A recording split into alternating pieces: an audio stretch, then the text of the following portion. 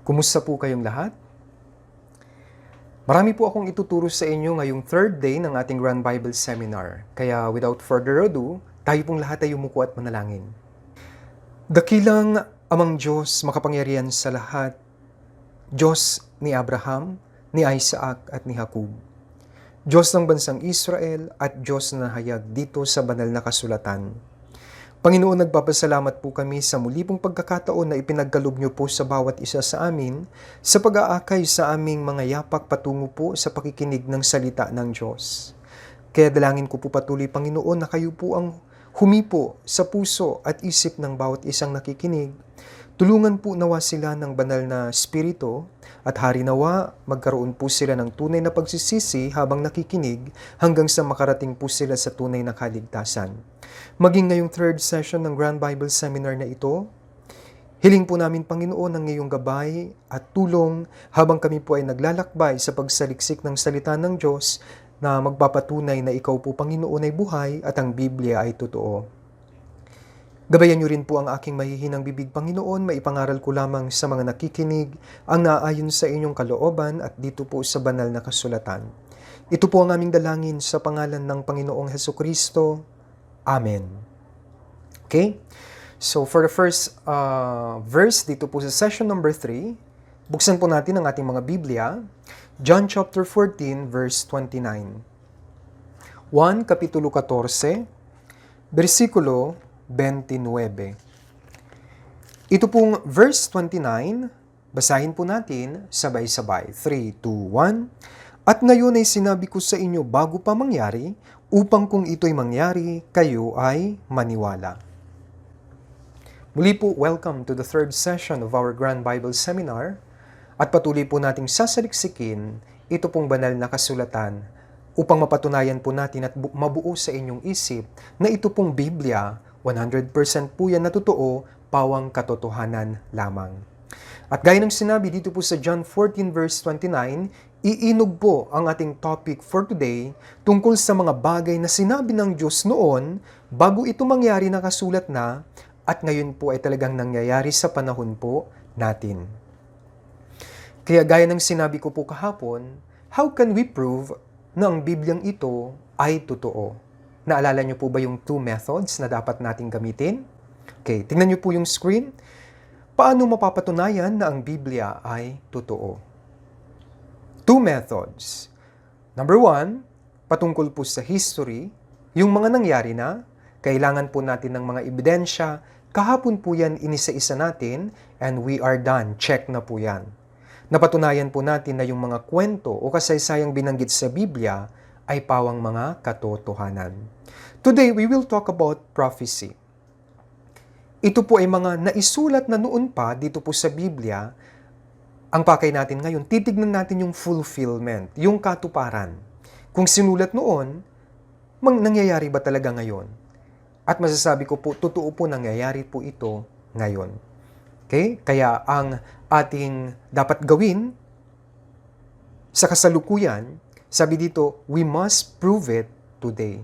Kaya samahan niyo po ako, mga kababayan, sa patuloy na pagsasaliksik sa salita ng Diyos. Ako po ang mangangaral, kayo po ang tagapakinig.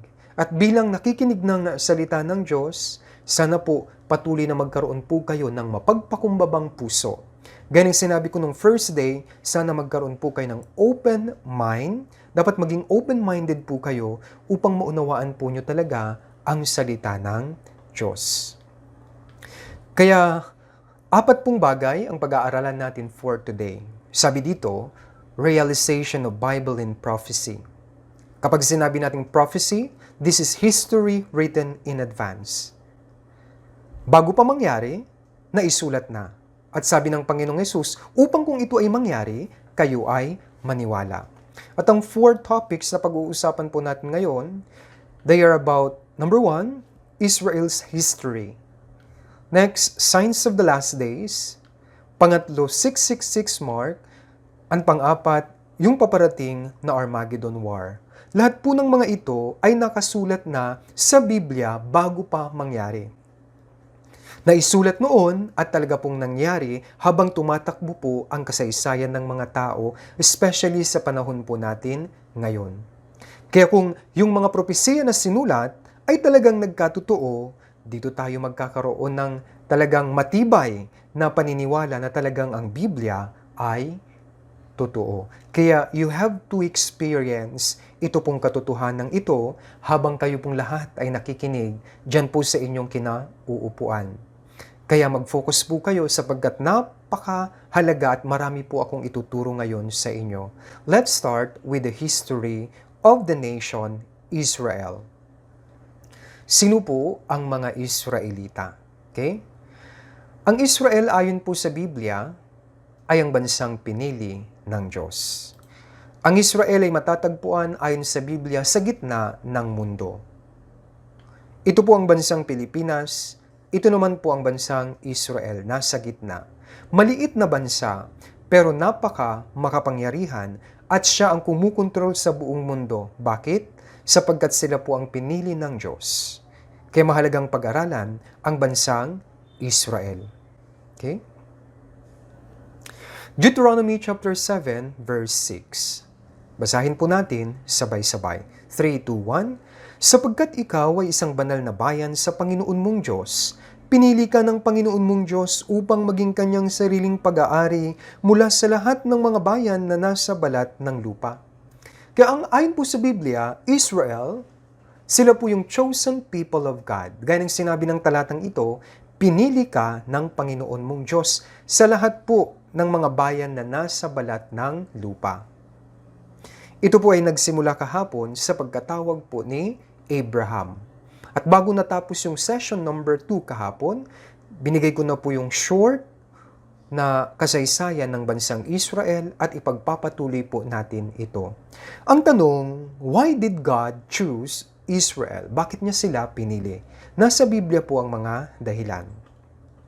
Number 1, sila po ang magsisilbing saksi ni Jehovah, saksi ng Diyos. Number 2, sila po ay pinili upang sila ang magamit ng Diyos na siyang magtatala ng salita ng Diyos. Number 3, isa sa pinakamahalaga sa kanila po isinilang ang Panginoong Hesukristo, ang Mesiyas o tagapagligtas. At pang-apat, sila ang magiging halimbawa para po sa atin. Kaya isa-isahin po natin ang mga reasons or mga dahilan kung bakit pinili ng Diyos ang bansang Israel. Number 1, sila po ang magiging saksi ni Jehovah. Buksan po natin Isaiah chapter 43 mula verse 10. Ang title ng chapter na ito sa Isaiah 43, ang Israel ang saksi ng Panginoon. Verse 10. Babasahin ko po para po sa inyong lahat.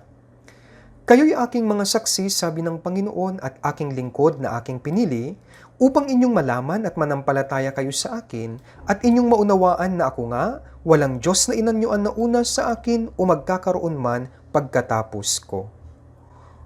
Bakit pinili ng Diyos si Abraham at si Abraham ang naging founding ancestor ng bansang Israel? Why? Kasi sila po yung magsisilbing saksi. Sabi ng Diyos, pinili kita upang maging saksi. Sa korte po, sinabi ko po ito kahapon, kung may gusto kang patunayan, kailangan mo ng mga ebidensya. Okay na tayo. Next, kailangan mo rin po ng mga saksi. Kapag sinabi po nating saksi, eyewitness, may karanasan po sila, may experience po talaga sila sa Diyos. At nakita po natin, ang Diyos po ay kumilos kay Abraham. Kaya nga, kumilos siya sa bansang Israel sa paglipas ng maraming panahon, kaya nga tawag sa kanila Jehovah's Witness. Ang saksi may karanasan, may nakita, may narinig. Sila po yun. Kaya ang tanging saksi na pwede pong maging saksi talaga ng Diyos ay mga Hudyo, mga Israelita. Kung kayo po ay hindi po taga-Israel, hindi po kayo pwedeng maging saksi, sapagkat yan po ang sinasabi ng Biblia. Simple lang ulitin ko, from the term saksi, witness, may nakita, may naranasan o na-experience, may narinig. Kumilos po ang Diyos sa bansang Israel sa kasaysayan ng buong mundo. Kaya nga po sila ang pwedeng maging saksi. Ano po ang saksi? Ano ang trabaho niya? Siya ang magte-testify. Siya ang magpapatutuo kung sino po talaga ang Diyos. Kaya ang dahilan kung bakit ko po dapat unawa at ipaliwanag, ituro sa inyo ang kasaysayan ng Israel sapagkat makikilala nyo ang tunay na Diyos kung pag-aaralan po ninyo ang kanilang history. Yan po ang unang dahilan, sila po ang saksi ni Jehovah. Number 2, pinili sila para magtala ng salita ng Diyos. Roma chapter 3, verse 1 and verse 2. Babasahin ko rin po. Ano nga ang kalamangan ng Hudyo? Verse 2. Napakarami, ang una sa lahat, ipinagkatiwala sa kanila ang mga aral ng Diyos. Kaya ito pong Biblia, majority ay isinulat po ng mga Hudyo. Sila Isaías, yung mga hari sila David, mga propeta, Jeremias, Hagay, Zacarias, lahat po yan ay mga taga-Israel. Malinaw po, ipinagkatiwala o sila po ang ginamit ng Diyos upang itala ito pong Biblia. Pangatlo, pinili ng Diyos ang Israel sapagkat sa kanila isinilang ang Kristo, si Jesus, ang ating Panginoon. Roma 9:5. Babasahin ko rin po. Sa kanila ang mga patriarka at sa kanila nagmula ang Kristo ayon sa laman na siyang nangingibabaw sa lahat, Diyos na maluwalhati magpakailanman. Amen. Yan po ang pangatlo. Nanggaling sa kanila ang Panginoong Hesukristo. Yes, isinilang po ang Panginoong Hesukristo sa lupain ng bansang Israel. Kaya tinatawag po natin yon na lupain, Holy Land. At marami pong pumapasyal doon ng mga relihiyosong tao sapagkat talagang doon nangyari ang ministry ng Panginoong Hesus. Doon siya ipinanganak at doon po siya nangaral noon nung siya po ay nagkatawang lupa. Kaya mahalaga na pag-aralan natin ang bansang Israel. At pang-apat, may kinalaman ito sa atin. Sila po ang magiging halimbawa para sa atin pong mga hintil. Alam niyo po mga kababayan, kapag sinabi ng Biblia, hintil, para sa Diyos, dalawa lang po ang uri ng tao. Yung chosen people at the rest, Gentiles po. Kaya ang Israel, tinatawag silang Israelita, Hudyo, sila po ang chosen people. Lahat na po ng bansa, Philippines, America, lahat na po ng bansa sa buong mundo ay tinatawag ng Biblia na Gentiles. Sa Tagalog, hintil. At kung titignan po natin ang kanilang history, matututo po tayo. I-filter po natin dapat. Kung ano yung maganda, yun ang sundan natin sa kanila. Pero marami silang ginawang mali, wag po nating tutularan. Kaya nga, tignan mo yung magandang halimbawa. Deuteronomy chapter 11 verse 27 and 28. Nung pinili ng Diyos ang Israel, nagkaroon po sila ng tipanan, kasunduan. At ito po ay masasummarize dito sa verse 27 and 28. Naglatag ang Diyos ng kasunduang ito, sila ang mamimili. Verse 27, babasahin ko po. Ang pagpapala kung inyong diringgin ang mga utos ng Panginoon ninyong Diyos na aking iniutos sa inyo sa araw na ito. 28, basahin po natin sabay-sabay, 3, 2, 1. At ang sumpa kung hindi nyo diringgin ang mga utos ng Panginoon ninyong Diyos, kundi lilihis sa daan na aking iniuutos sa inyo sa araw na ito, upang sumunod sa ibang mga Diyos na hindi ninyo nakilala. Kaya nga, sa pagitan po ng Diyos at ang Israel, nilatag ng Diyos, sabi niya, kayo ang mamimili. May pagpapala at may sumpa. Sa inyo rin pong mga nakikinig ngayon, nakaupo dyan, kayo po ang mamimili kung gusto nyo ng pagpapala o di kaya'y yung sumpa. Gaya ng sinabi ko kahapon, ang tunay na pagpapala ay ang Panginoong Hesukristo. Kaya ang best option po ay piliin nyo po ang Panginoong Hesukristo. Apart from our Lord Jesus Christ, sumpa po yan. Kaya nga, dapat maintindihan nyo, kayo po ang mamimili. Kaya kukunan po natin ng aral ang nangyari sa kanila. May mga ginawa sila kaya pinagpala sila at nakasulat lahat yan sa Biblia at mayroon po silang mga naging desisyon sa buhay at dahil dito, sinumpa sila ng Diyos.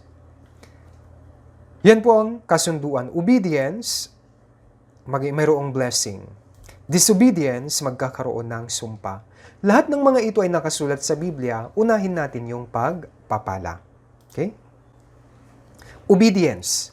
Dito po sa Biblia, nakasummarize na kapag sila po ay susunod sa Diyos, na maingat nilang susundin ang mga iniuutos at mga instruction ng Diyos sa kanila, sila po ay pagpapalain. Ano-ano ang mga nakasulat dito sa Biblia na pagpapala? Marami po, pero po, ang ituturo ko ngayon, yung pinakamahalaga po. Number 1, Kapag sila po ay susunod, bibigyan sila ng kakayahang magpayaman. Kaya nilang kontrolin ang buong ekonomiya ng buong mundo, kaya kaya nilang kontrolin ang buong mundo. Number 2, meron po silang kakayahan at katalinuhan. Magiging makapangyarihan at magiging matalino, mamumuno sa mga tao. And number 3, kapag may mga giyera, kasi sila po ay nasa Middle East, ang mga nakapaligid sa kanila ay mga Muslim countries, laging may giyera dyan, pinangako ng Diyos na kapag sila ay susunod, gagabayan sila ng Diyos at tatalunin nila ang mga kaaway sa giyera. Isa-isahin po natin para matpatutuhanan. Number 1, kakayahang magpayaman. Deuteronomy 8 verse 18. Babasahin ko rin po. Kundi alalahanin mo ang Panginoon mong Diyos sapagkat siyang nagbigay sa iyo ng kapangyarihan upang magkaroon ka ng kayamanan. Hanggang dito na lamang po. Kaya nakasulat po dito Deuteronomy. Sino ang nagsulat?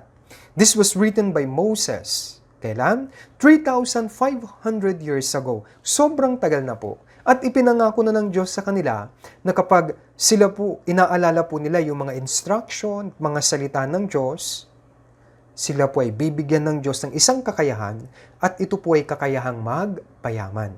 Nangyari po ba ito? Tignan natin. Fulfillment ng prophecy ito. Sa pagtakbo ng kasaysayan, makikita po natin, kahit i-research nyo po, na ang mga naging mayayaman sa buong mundo ay nanggaling po sa bansang Israel. Say for example, number 1, this is John D. Rockefeller. Okay? Ang net worth po niya ay $192 billion. Sino po siya? Isang Hudyo. At siya po ang nag-monopolize ng oil. Siya po ang nagtatag ng Standard Oil. Okay? Gaya ng napag-aralan natin na kahapon, ang langis ay nasa Middle East. Alam niya ang Biblia sapagkat ang mga Israelita, gamay na gamay po nila ang 5 books of Moses. Nalaman niya, may langis sa Middle East. Kaya isa po siya sa naging napakayaman dahil po sa kayamanang ibinigay ng langis. Pero ito po ay nahayag sa Biblia at siya po ay isang Hudyo. Bill Gates, sa panahon natin, very easy to understand. Siya po ay Hudyo. Siya po ang gumawa at nag-pioneer ng kumpanyang Microsoft. Next, Andrew Carnegie. Kung pag-uusapan naman po natin yung steel, yung mga bakal, siya rin po ang nakaisip niyan, $75 billion ang kanyang net worth. Hudyo rin po siya, taga-Israel. Sa larangan ng sasakyan, Henry Ford.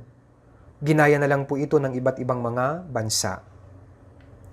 Sa panahon po natin, ito pong nasa pictures, ang mga ito ay mga sikat at mga bilyonaryo, mga mayayaman sa buong mundo, lahat yan ay taga-Israel. Let's take for example si Mark Zuckerberg ng Facebook. Batang-bata pero milyonaryo na po siya. Ito pong nagtatag ng Google, kung titignan nyo, Sergey Brin and Larry Page, mayayaman, taga-Israel din po sila. Yung pong Apple company, si Steve Jobs, ay taga-Israel. The rest, makikita po natin like Larry Ellison, nagtatag ng Oracle Foundation, siya rin po ay taga-Israel. Hindi ko na po babanggatin lahat. Ang mahalaga dito, kung ano po yung sinabi ng Biblia na kakayahang magpayaman ay talagang natupad sa pag-inog o paglipas ng kasaysayan. Okay? Ito pong mga multinational companies na nandirito, lahat yan ay sinimulan at inimbento sa Israel, mga Israelita, ang may-ari. Kayo mga kumpanyang yan, baka i-search nyo po, sasabihin American company. I-explain ko po. May tinatawag po tayong startup. Ano po yung startup sa business? Mayroon kang ginawang negosyo. Yang ganyan yung mga Israelita, mautak po sila. Sila po ang nagtayo, and then nung naging kilala, binili na lang po ng US yung rights. Kaya nga po, ang kiniklaim US company, but actually, ang talagang umimbento niyan ay mga Israelita. Kaya number 1, kakayahang magpayaman, nakita po natin, totoo. Totoo po ang Biblia. Next, magkakaroon ng kapangyarihan. Deuteronomy 28 verse 1. Babasahin ko rin po sa inyo. Kung susundin mo ang tinig ng Panginoon mong Diyos at maingat mong gagawin ng lahat ng kanyang mga utos na aking iniutos sa iyo sa araw na ito, itataas ka ng Panginoon mong Diyos sa lahat ng mga bansa sa lupa. What does this mean? Itataas, ibig sabihin mamumuno. Magiging ulo, maglilid. Nagkatotoo ba ito? Tingnan po natin. Katuparan ng pagpapala, power and influence, especially ang Rothschild family. Sino po sila? Sila po ay isang pamilyang Hudyo na nakabase sa Europe. At sila po ang may hawak ng pananalapi ng buong Europe. Sila po ay mga Hudyo. Rothschild family. Sa mundo ng politika, sa science, music and arts, mass media, lahat ng mga kilalang taong ito, basahin nyo na lang po sa pamamagitan ng inyong mata, lahat po sila matatalino, mga sikat, mga presidente, mga scientists, mga magagaling sa music, sa larangan po ng sining, at maging yung mga mass media na talagang nagpapatakbo sa mga balita, entertainment, at sports, lahat yan ay pag-aari ng mga Hudyo. Yang mga kilalang taong yan ay mga taga-Israel, mga Israelita. Next, sabi po, power, influence, and intelligence, magiging mga matatalino. Dito po, enrollment po ng Harvard University, Jewish po ang nangunguna. Yung blue, yan. Number 1, Harvard, Yale, ang ibig sabihin nito, yung mga pinaka-sikat nangungunang mga universidad sa buong mundo, ang mga maraming populasyon na nakapapasa ay mga taga-Israel. Kaya natupad po yung pagpapalang ito. Power and influence, intelligence. Okay? Ito po ay nakasulat sa Deuteronomy 28, verse 13. Gagawin ka ng Panginoon na ulo at hindi buntot, ikaw ay magiging sa ibabaw lamang at hindi ka mapapa sa ilalim. Sa verse 12, atras tayo, bubuksan ng Panginoon para sa iyo ang kanyang kamalig na punong-puno, ang langit upang ibigay ang ulan sa iyong lupain sa kapanahunan at upang pagpalain ang lahat mong ginagawa, ikaw ay magpapahiram sa maraming bansa at ikaw ay hihiram. Nagkatotoo ba ito? Anong ibig sabihin nito? Magiging mayayaman at magpapahiram daw sila sa ibang mga bansa. Ito po ang Times Magazine issue noong 1999. Ang tatlo pong ito, sila po yung tinatawag na The Committee to Save the World. Siya po sa Alan Greenspan, yung pong nasa gitna, at yung dalawa po sa magkabilang tagiliran niya ay si Robert Rubin and Lawrence Summers. Sino po sila? Sila po ang utak sa likod po ng ekonomiya sa larangan po ng pananalapi. Federal Reserve Bank. Si Alan Greenspan, naging chairman po siya ng Federal Reserve Bank. Okay? Kung titignan po natin, ang mga mayayamang bansa sa buong mundo, sila rin po ang may pinakamalaking utang. Ngayon ang tanong, sino po ang nagpapautang?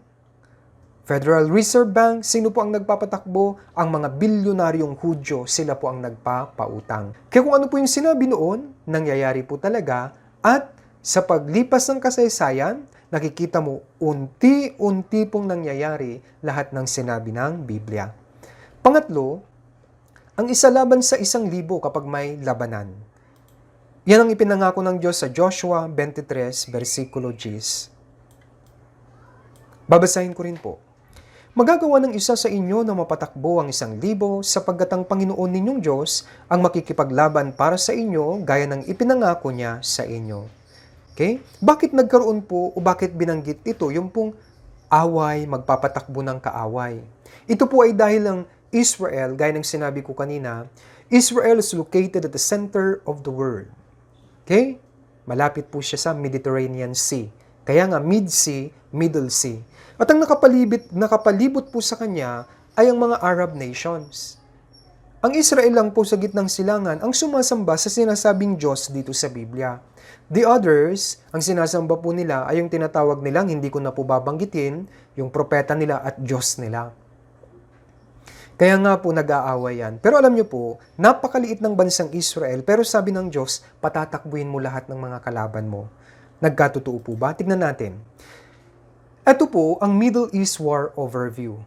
Lagi po talagang nagkakaroon ng gera dyan.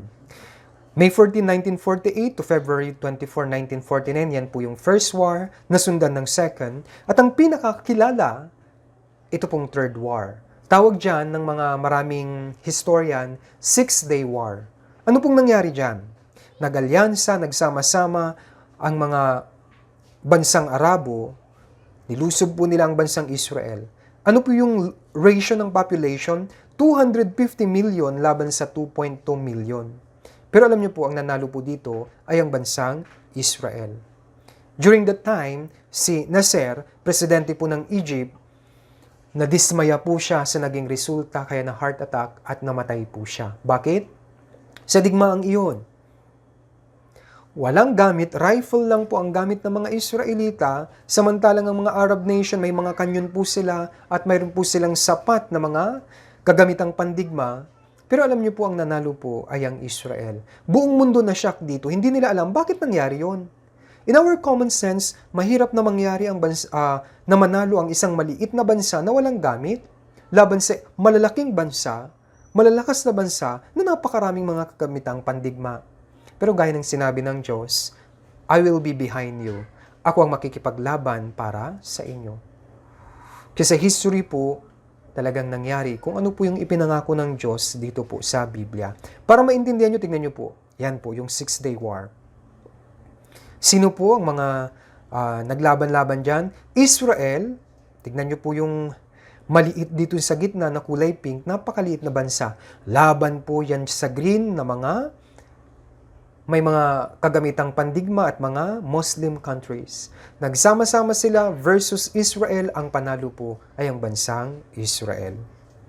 Kaya kung titignan nyo po, lahat ng mga binanggit ko pong talata ay naisulat noon pa sa Deuteronomy at Joshua, kailan? 1500 BC, 3,500 years ago, natupad kailan? Mula 1948 hanggang sa panahong kasalukuyan. Mga kababayan, ang Biblia po ay totoo. Gaganyan po yung proseso, sabi ko, ng pananampalataya. Nakita nyo, yung sinabi noon ay nagkatotoo nga, kaya nga po madali na lang maniwala. Alam niyo po, mahirap manampalataya sa Diyos kung wala po kayong alam sa Biblia. At kung nagbabasa kayo ng Biblia at wala naman po kayong alam tungkol sa bansang Israel, hindi nyo mauunawaan ang Biblia. Bakit po? Ang bansang Israel, sila po ang nakasulat dito. Ang Israel, wala po silang history book. Ang history book nila, ito na, nakasulat na.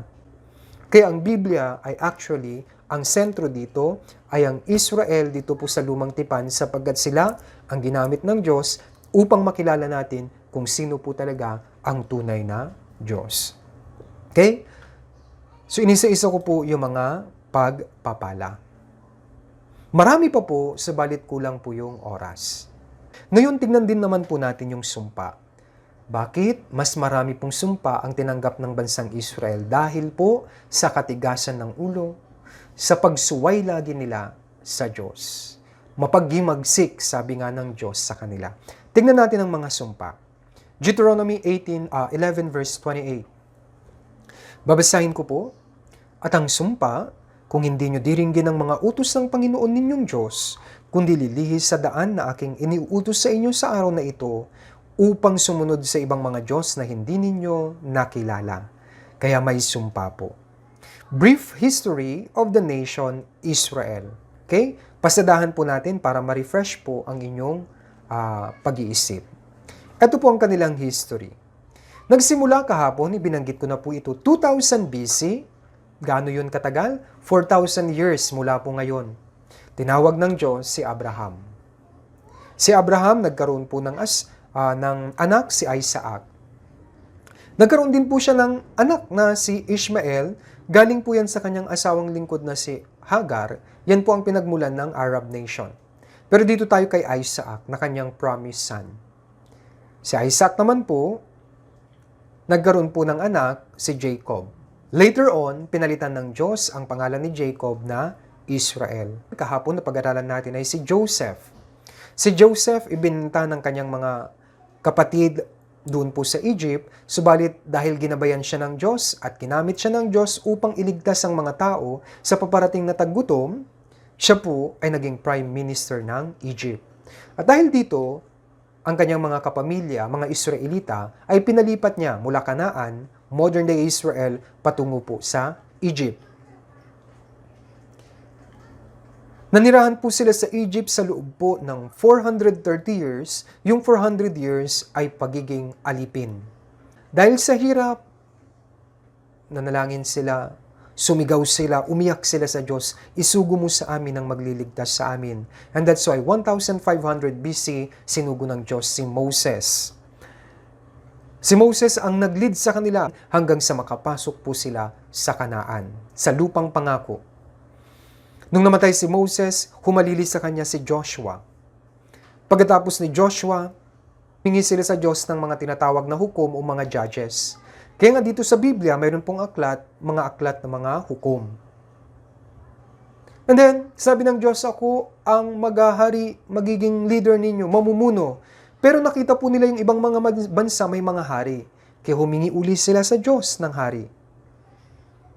Kaya pinagbigyan sila ng Diyos. Binigay niya ang unang hari si Saul, sinundan ni David, at sinundan ni King Solomon.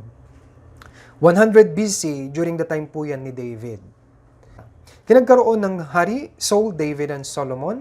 Ito po yung mga pinakamahalagang hari ng bansang Israel.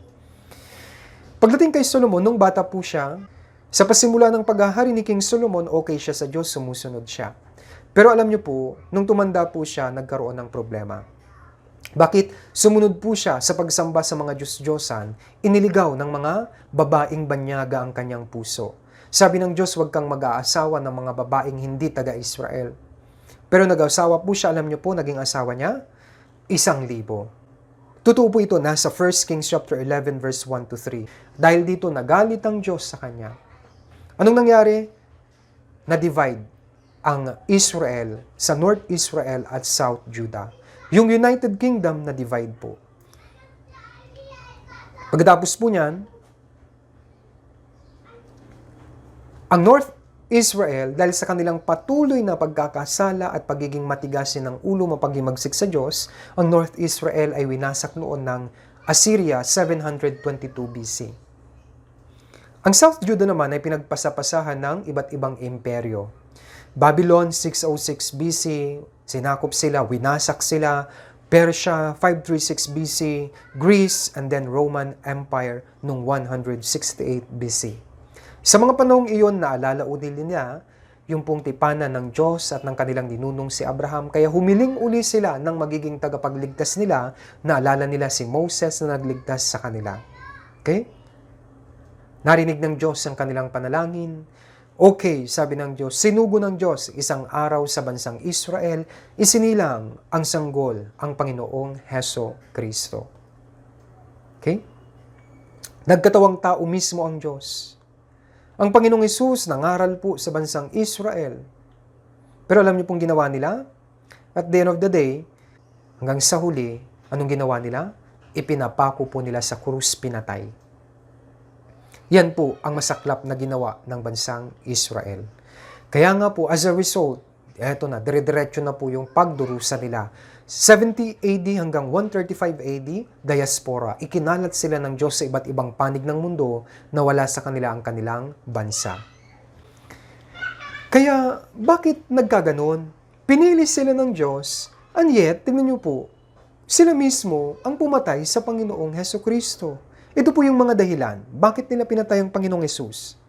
Sapagkat sa panahong hiyon, nasa ilalim po sila ng pananakop.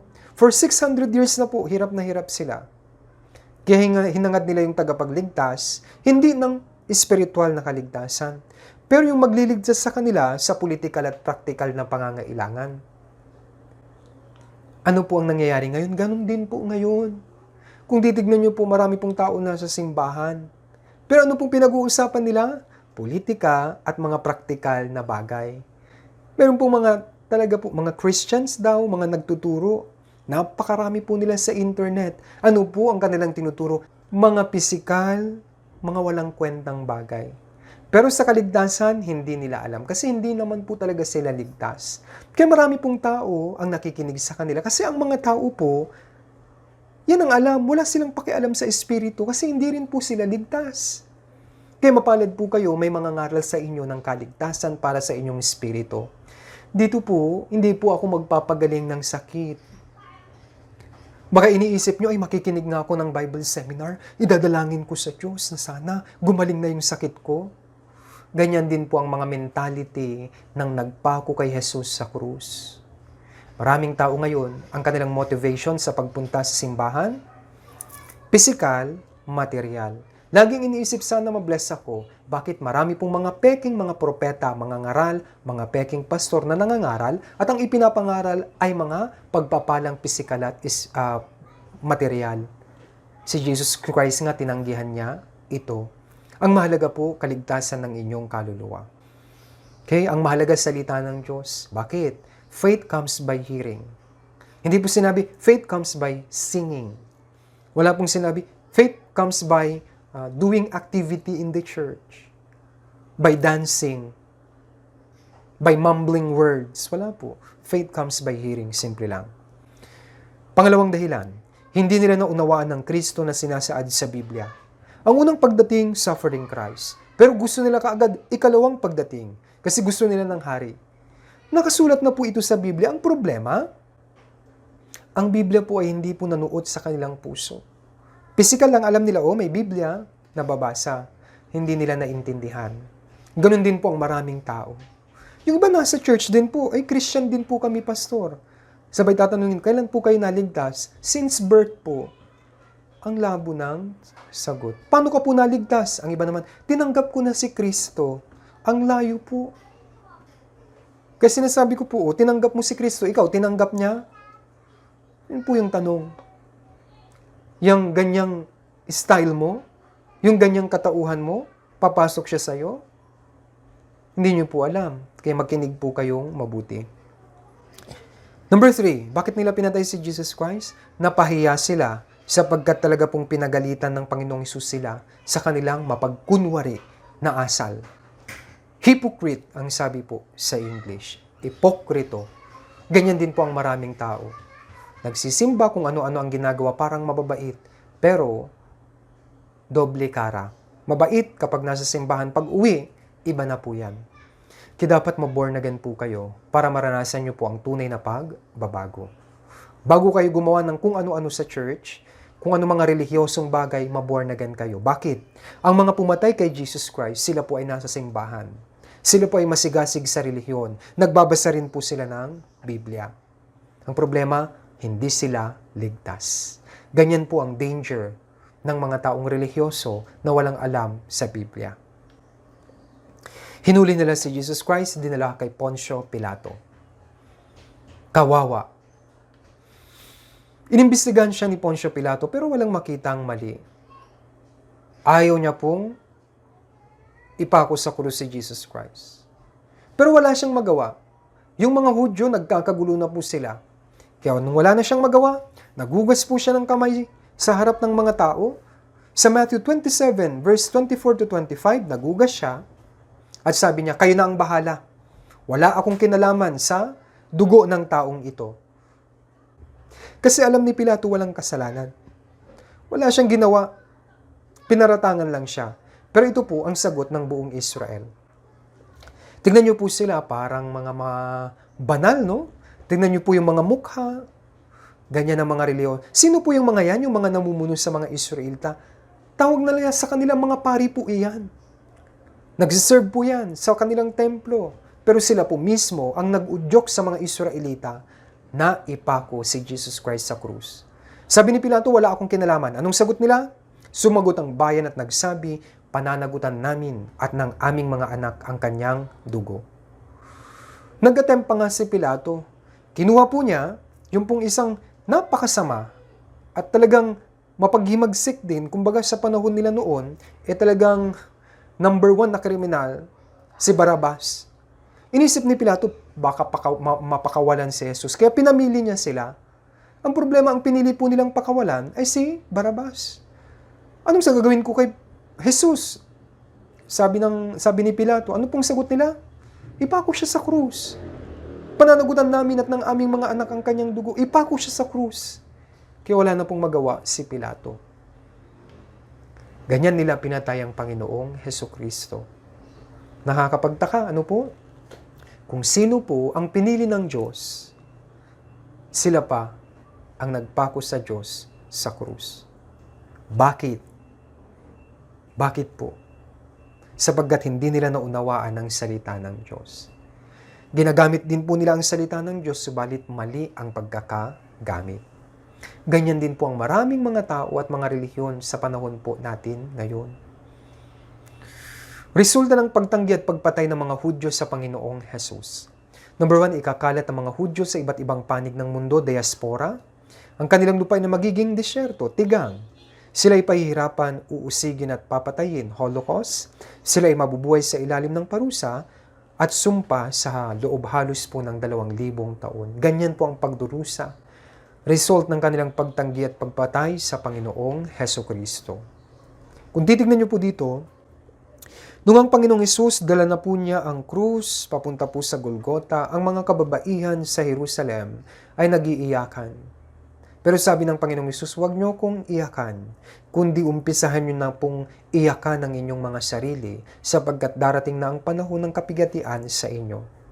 Okay? 37 years pagkatapos nilang pinatay ang Panginoong Hesukristo, dumating ang Roman Empire sa pamamagitan po ni Roman General Titus. Sa panahong yun, nagkaroon po ng kapistahan sa Jerusalem sa templong ipinatayo. Nagtipon-tipon sila po dyan. Yun ang magandang time para kay Roman General Titus na talagang sakupin at patayin sila. Kaya pinaligiran po ni Roman General Titus gamit ang kanyang hukbo ang Jerusalem Temple. Kinat po niya ang supply ng pagkain at tubig. Ang lalabas, pinagpapatay nila. Kinagkulong po yung mga tao, yung mga Israelitas sa loob ng templo. Sabi ni Roman General Titus, wait lang tayo, sige. Kaya kinat niya lahat ng supply ng pagkain, 4 to 6 months, sa tagal na yun, naubusan sila ng makakain. Alam niyo po ba kung ano ang kinain nila? Sarili po nilang anak, gaya ng nakasulat sa Biblia. Ito po si Flavius Josephus. Siya po ay isang historian at siya po ang nagsulat patungkol sa kung anong nangyari doon po sa destruction of Jerusalem nung ito po ay winasak nila Roman General Titus kasama ng Roman Empire. Yung mga nagkulong, nagtago doon po sa loob, kinain nila ang sariling bunga ng kanilang katawan. Kaya kung titignan po ninyo sa kanyang sinulat, babasahin ko po, sabi ng isang nanay, dahil po sa gutom, 4 to 6 months po sila sa loob na walang pagkain. Naturally, gutom na po, wala na yung supply ng pagkain. Nung wala na silang makain, sabi ng isang nanay, come on, be thou my food, and be thou a fury to these seditious varlets. And then, sabi niya, as soon as she has said this, she slew her son, and then roasted him, and eat 1/2 of him. Kinain po niya ang kanyang anak dahil po sa gutom. Ito pong sumpang ito ay nakasulat actually sa Biblia sa Deuteronomy 28 verse 53. Sa panahon pa ni Moses, nilagay na ito ng Diyos para makita nila kung gaano po karumal-dumal ang sumpang matatanggap nila. Verse 53, babasahin ko po. At kakain ka ng bunga ng iyong sariling katawan, ng laman ng iyong mga anak na lalaki at babae na ibinigay sa iyo ng Panginoon mong Diyos sa pagkakubkob at sa paghihirap na ipararanas sa iyo ng iyong mga kaaway. Napakalinaw. Mas malinaw po sa sikat ng araw. Nangyari po ito. Ito pong Deuteronomy 28 verse 53 na isulat 3,500 years ago. Isang araw, sakto po, nangyari po yan. Kailan? 70 AD. Ganun ang sinapit nilang karumal-dumal na kaparusahan. Bakit? Ito po ay resulta ng kanilang pagtanggi sa pag-ibig ng Diyos, sa kanilang pagpapako sa Panginoong Hesus sa krus. Okay? Ito po, hanggang ngayon, punta po kayo sa Rome. Ito po, makikita nyo po itong pinatayo ni Emperor Vespasian. Tatay po siya ni Roman General Titus. Ito po ay triumphal arch. Ito po ay arko ng pagtatagumpay ng Roman Empire. Kung nakapasyal na po kayo sa Rome, marami po, tourist spot po ito, inukit po nila kung paano po nila kinuha yung mga mahalagang bagay sa templo ng Jerusalem bago nila ito winasak. Ninakaw po nila yung mga golden lampstand, yung mga mahalagang kagamitan sa templong itinayo ng mga Israelita. Nakaukit po yan. Kung ayaw nyo pong maniwala, mag-book po kayo ng ticket, punta po kayo sa Rome, sa Italy. Tingnan nyo po, ito po ang suffering history ng bansang Israel. Sundan nyo na lang po sa pamamagitan ng mata. 70 AD, 1.1 million Hudyo pinatay ni Titus. Yan po yung diniskas ko lang. 135 AD, 580,000 killed by Roman Emperor Hadrian. 1066, 4,000 killed by Arabs. Okay? Hindi ko na po babasahin. Next. Dito po tayo sa pinakamababa, World War II. Ano pong nangyari nung World War II? Between 1939 to 1945, 6 years, 6 na milyong Hudyo ang pinatay ng mga Nazis. Ito po ay sa pamumuno walang iba ni Hitler, Adolf Hitler. Alam po natin ito, nasa kasaysayan. Nung Second World War, 6 na milyong Hudyo ang pinagpapatay. Nagplano po si Adolf Hitler na i-annihilate sila. Ibig sabihin, alisin yun pong mga Hudyo sa mundong ito, yung kanilang lahi. Pero syempre, pinili sila ng Diyos, hindi siya nagtagumpay. Ito po yung mga concentration camp kung saan po sila pinahirapan. Ito po mga bangkay. Holocaust ang tawag natin dyan. Maramihang paglilibing, maramihang pagpapatay. Itinuring po silang mga hayop lamang. Bata, matanda, kung magtitignan nyo po ito, binubulldozer po yung pong mga bangkay. Ito pong nagmamaneho ng bulldozer na interview, sabi niya, sobrang sangsang ng hangin. Sobrang baho, sabi niya. Sinusunog po sila in public places. Kinalbo po sila. Sinunog po sila. At yung kanilang mga katawan ginawang eksperimento. Kaya ang German medicine ay advanced. Bakit ang kanilang mga naging praktisan, ang kanilang mga naging experiment ay hindi po mga daga, kundi buhay na katawan ng tao. Anong ginamit nilang katawan? Katawan ng mga Hudyo. Sa panahon ni Adolf Hitler, itinuring po ang mga Hudyo na mga parang aso lang, mga hayop. Firing squad, kinalbo sila, parang nilagay parang mga manok sa poultry. Sabi po sa Biblia, kapag gabi gusto mong mag-umaga, pag umaga gusto mo nang gumabi, marami sa inyo ang masisiraan ng isip. Nangyari po talaga sa kanila yan. Yung iba naisiraan ng isip, bakit? Hindi niya kayang tignan yung anak niya napapatayin sa harap niya. Nakikita niya araw-araw pinapatay ang kanyang mga kababayan. Para mas may ebidensya, kung pupunta po kayo sa Washington, D.C., ito po ang Holocaust Museum. Sa loob, nandito po kinumpile yung alaala ng Holocaust. Nandyan po inventory, mga pictures ng mga bata, matanda, lalaki, babae na namatay. Yung ibang survivors, nakalagay din po dyan. See, may ilang survivors noon na nagtago dito sa Pilipinas, tinanggap natin sila, nagtago sila sa Marikina. Kaunti lang po yung nakaligtas sa kanila. Karamihan sa kanila pinagpapatay po sa Holocaust na tinatawag noong pong Second World War. Okay? Kung ayaw niyong maniwala, punta po kayo ng US sa Washington, D.C. na kakumpay lahat yan. Lahat yan ay actually nasa Biblia. Hindi niyo na po kailangan pumunta doon. Makinig lang po kayo sa Bible Seminar. Ngayon, bakit nangyari ang mga bagay na ito sa kanila? Unang Korinto, chapter 10, verse 11. Basahin po natin sabay-sabay. 3, 2, 1. Ang mga bagay na ito ay nangyari sa kanila bilang halimbawa at nasulat bilang pangaral sa atin na dinatnan ng katapusan ng panahon. Kaya mahalagang bagay po ito. Pinakita ko po kung ano po yung consequence o yung sumpa na mapapasa inyo kung ayaw nyo pong makinig sa salita ng Diyos, kung patuloy nyo pong tatanggihan ang walang hanggang pag-ibig na ino-offer ng Diyos, ang kaligtasan na ino-offer ng Diyos sa inyo. Ang Israel pinili. Pero kahit pinili sila, winasak sila ng Diyos. Kayo pa kaya, tayo pa kaya ng mga ordinaryong tao lamang. Kaya ang best choice ay si Jesus Christ. Huwag niyo pong piliin si Barabas. Sa panahon nila, mas pinili nila si Barabas. Sa panahon natin, baka mas piliin mo ang panunood ng kung ano-ano sa Facebook, sa YouTube. Mas uunahin mo yung negosyo mo. Mas uunahin mo yung trabaho mo. Mas uunahin mo yung mga walang kwentang bagay. Tapusin niyo po ang Bible Seminar, unahin niyo po lagi si Jesus Christ.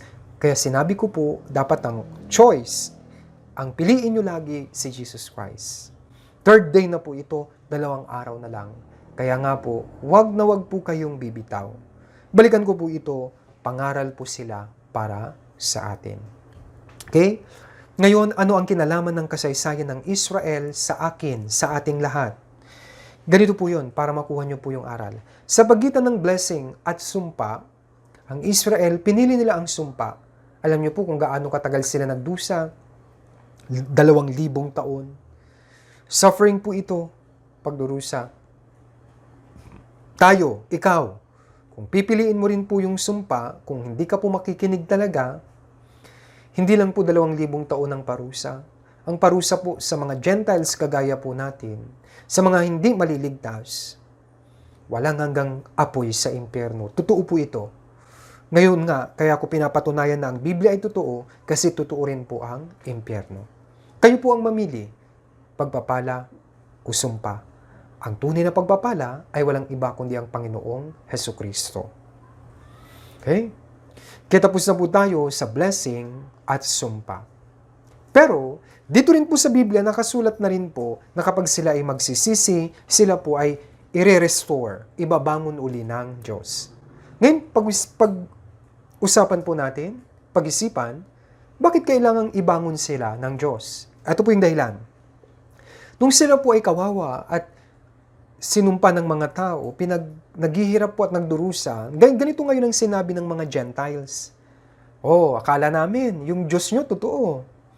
Yung sinasabi nyong Diyos ni Abraham, Diyos ng Biblia, totoo. Tignan nyo nga yung nangyari sa inyo. Kaya nga po, kumilos po ang Diyos kasi ayaw ng Diyos na madungisan ang kanyang pangalan dahil po sa Israel. Kaya nung nagsisi ang Israel, sabi ng Diyos, nakasulat na po sa Biblia, kapag kayo naman ay nagsisi, ibabangon ko kayo. Kaya lahat po ng mga talata patungkol po sa restoration ng Israel ay nakasulat na rin po dito po sa Biblia. Yan ang susunod po nating pag-usapan, ang pagbangon at restoration ng bansang Israel. Bago ito mangyari, ipinaliwanag na ng Diyos kay Propeta Ezekiel ang mangyayaring pagbangon ng bansang Israel. Kitignan po natin sa Ezekiel chapter 37. Napakahalaga pong talata nito sa Lumang Tipan. Ito po ang pangitain na ipinakita ng Diyos kay Ezekiel tungkol sa mga butong tuyo. Anong ibig sabihin? Mga kalansay. Kaya anong nangyari? 37 verse 1. Ang kamay ng Panginoon ay sa akin at kanyang dinala ako sa pamamagitan ng Espiritu ng Panginoon at inilagay ako sa gitna ng libis. Iyon ay puno ng mga buto. Inakay niya ako sa palibot ng mga iyon, napakaraming yon sa libis at ang mga iyon ay tuyong-tuyo. Verse 3. Kanyang sinabi sa akin, Anak ng tao, maaari bang mabuhay ang mga butong ito? At ako'y sumagot, O Panginoong Diyos, ikaw ang nakakaalam. Muling sinabi niya sa akin, magsalita ka ng propesya sa mga butong ito at sabihin mo sa kanila, O kayong mga tuyong buto, inyong pakinggan ang salita ng Panginoon. Ganito ang sabi ng Panginoong Diyos sa mga butong ito, Aking papapasukin ng hininga sa inyo at kayo'y mabubuhay. Lalagyan ko kayo ng mga litid, babalutin ko kayo ng laman, tatakpan ko kayo ng balat, lalagyan ko kayo ng hininga at kayo'y mabubuhay at inyong malalaman na ako ang Panginoon. Sagay nagsalita ako ng propesiya gaya ng iniutos sa akin. Habang ako'y nagsasalita ng propesiya, biglang nagkaroon ng ingay. At narito isang lagutukan. Ang mga buto ay nagkalapit buto sa buto nito. Habang ako'y nakatingin, narito may mga litid sa mga iyon at ang laman ay lumitaw sa mga iyon at ang balat ay tumakip sa mga iyon sa ibabaw, ngunit walang hininga sa mga iyon. Verse 9, Nang magkagayo sinabi niya sa akin, Anak ng tao, magsalita ka ng propesiya sa hininga at sabihin mo sa hininga, ganito ang sabi ng Panginoong Diyos. Manggaling ka sa apat na hangin o hininga at hingan mo ang mga patay na ito upang sila'y mabuhay. Verse 10, basahin po natin sabay-sabay, 3, 2, 1. Sagay nagsalita ako ng propesiya gaya ng inuutos niya sa akin at ang hininga ay pumasok sa kanila at sila'y nabuhay at tumayo sa kanilang mga paa na isang napakalaking hukbo. Kayong mga kalansay po, nagkatawan. Lumaki, tumayo, biglang malaking hukbo. Ito ngayon ang explanation. Verse 11, sabi ng Diyos, Nang magkagay sinabi niya sa akin, Anak ng tao, ang mga butong ito ay ang buong sambahayan ni Israel. Narito, kanilang sinasabi, ang ating mga buto ay natuyo at ang ating pag-asa ay nawala at tayo lubos na nahiwalay. Kung walang mag-i-explain po nito sa inyo at kung wala po kayong background sa history ng Israel, hindi nyo ito maiintindihan. Pero ngayon, ipapaliwanag ko po. Pinakita ng Diyos yung pangitain iyon, mga kalansay, mga buto, pero biglang nagkatawan at naging malaking hukbo. Sabi ng Diyos, ito ang sambahayan ng Israel. For 2,000 years, parang wala ng pag-asa, parang mga kalansay na sila. Pero sabi ng Diyos narito, tatayo silang muli. Magiging isang malaking hukbo. Kaya ang ibig sabihin ng talatang ito, restoration ng bansang Israel. Na sila for 2,000 years hopeless. Nagtago sila, pinagpapatay sila, especially sa World War, Second World War. Maraming namatay sa kanila, parang wala ng pag-asa. Pero nung nagkaroon ng pagsisisi, sila ay tatayong muli, babangon muli. Okay? Titignan natin ang mga talata nagsasabi ng kanilang restoration. Bago yon, ito po yung dahilan. Ni-restore sila, ibabangon sila dahil rin po sa pangalan ng Diyos. At para mabigyan sila ng oportunidad na maligtas. Ito po ang mga talata na nagsasabi tungkol sa kanilang restoration. Isaiah 66 verse 8. Recovery of the nation Israel, bansa nila. Bakit? Nung sila po ay pinalayas at pinagpapatay, nawalan po ng mga Israelita sa Israel, kayong Israel po, sinakop na ng Palestine. Yan po ang katotohanan. More than 72 years ago, wala pong bansang Israel. Number 2, recovery of the land of Israel. Dahil wala sa kanilang mga lupain, ang kanilang lupain ay naging disyerto. Revival of the people of Israel, number 3. Parang naging ghost town ng kanilang bayan. At sila po yung mga tao nagkalat-kalat. Pero sila po yung nation, yung lupa at mga tao, nakapropesiya na po maraming talata ang sinabi, bago pa ito mangyari na talagang babangon po sila. Ngayon, patutunayan po natin na nagkatotoo ang mga talatang ito. Unahin natin Isaiah 66 verse 8. Basahin po natin sabay-sabay, 3, 2, 1. Sinong nakarinig ng ganyang bagay? Sinong nakakita ng ganyang mga bagay? Ipapanganak ba ang lupain sa isang araw? Ilalabas ba sa isang sandali ang isang bansa? Sapagkat sa pasimula pa lamang ng pagdaramdam ng Sion ay isinilang niya ang kanyang mga anak. Dito sabi, ipapanganak ba ang lupain sa isang araw? Parang imposible. Wala na sila. Ikinalat na sila ng Diyos. Pero alam niyo po, ang verse na ito ay nangyari noong May 14, 1948. Ito pong picture na ito ay ang declaration ng independence ng bansang Israel sa pamumuno po ni Prime Minister Ben-Gurion. Bigla nagdeklara sila, amin ang bansang ito, independent na kami. Nagulat po ang buong Arab nation at ang buong mundo. May 14, 1948. Kaya sa Palestine Post, kasi nga sinakop na ng Palestine yun, sabi nila, State of Israel is born. Noon po, maging ang UN nagtaka. Sabi nila, bakit kayo pupunta dyan sa lupang yan? Bakit kayo nagdi-declare ng independence? Ano ang katibayan yung sa inyo yung lupang yan? Pag-aari na lang ng Palestine, sabi po. Pero sabi ni David Ben-Gurion, humarap po siya sa UN, sabi niya, meron kaming titulo. Ano yung titulo nyo? Sabi po ng mga ibang mga pinuno. Pinakita po niya ang Biblia. Ang Biblia ang aming titulo. Ang lupang yan ay binigay sa amin ng Diyos. Kaya wala pong magawa ang UN. Kinuha po nila ang kanilang sariling bansa. Kaya nga, State of Israel is born, May 14, 1948. Kayong talata po na Isaiah 66 verse 8, kailan nasulat 740 BC? Natupad po yan, isang araw sakto, May 14, 1948, nung nagdeklara ang Israel sa pamumuno ni David Ben-Gurion ng kanilang independence. At taon-taon po, sineselebrate nila ang Independence Day nila, May 14, 1948. Totoo ang Biblia na isulat noon, natupad ngayon. Next, puntahan naman po natin yung kanilang lupa. Sabi ko kanina, nung sila po ay winasak ng Diyos, pinarusahan ng Diyos, Nawala sila sa kanilang lupain, naging tigang, naging disyerto. Pero dito sa Ezekiel 36 verse 34 at 35, babasahin ko rin po. Ang lupain na naging sira ay mabubungkal, sa halip na sira sa paningin ng lahat ng nagdaraan. At kanilang sasabihin, ang lupaing ito ay naging gaya ng sira ay naging gaya ng halamanan ng Eden, at ang sira, giba at wasak na mga bayan ay tinatahanan na ngayon at may pader. Napakalinaw po, yung lupang sira, mabubungkal. Ito'y magiging gaya ng halamanan ng Eden. Nangyari po ba ito? Tingnan nyo, yung picture. Ito po ang Israel 72 years ago. Ito na po yan ngayon. Ito po yung lugar na ito. Ito po yan ngayon. Ezekiel 36 verse 10, at ako'y magpaparami ng mga tao sa inyo, ang buong sambahayan ni Israel, lahat ng mga ito, ang mga lungsod ay tatahanan, at ang mga sirang dako ay muling itatayo. Nung nawala ang mga tao, naturally, yung kanilang mga lungsod ay naging ghost town. Ito po yung picture na ito. Pero sabi, itatayo muli yung sirang dako, ngayon ito na po yan. Sobrang klaro ng Biblia, sobrang totoo po ang Biblia. Ganyan katotoo ang sinasabi o ang salita ng Diyos. Next, yung mga tao.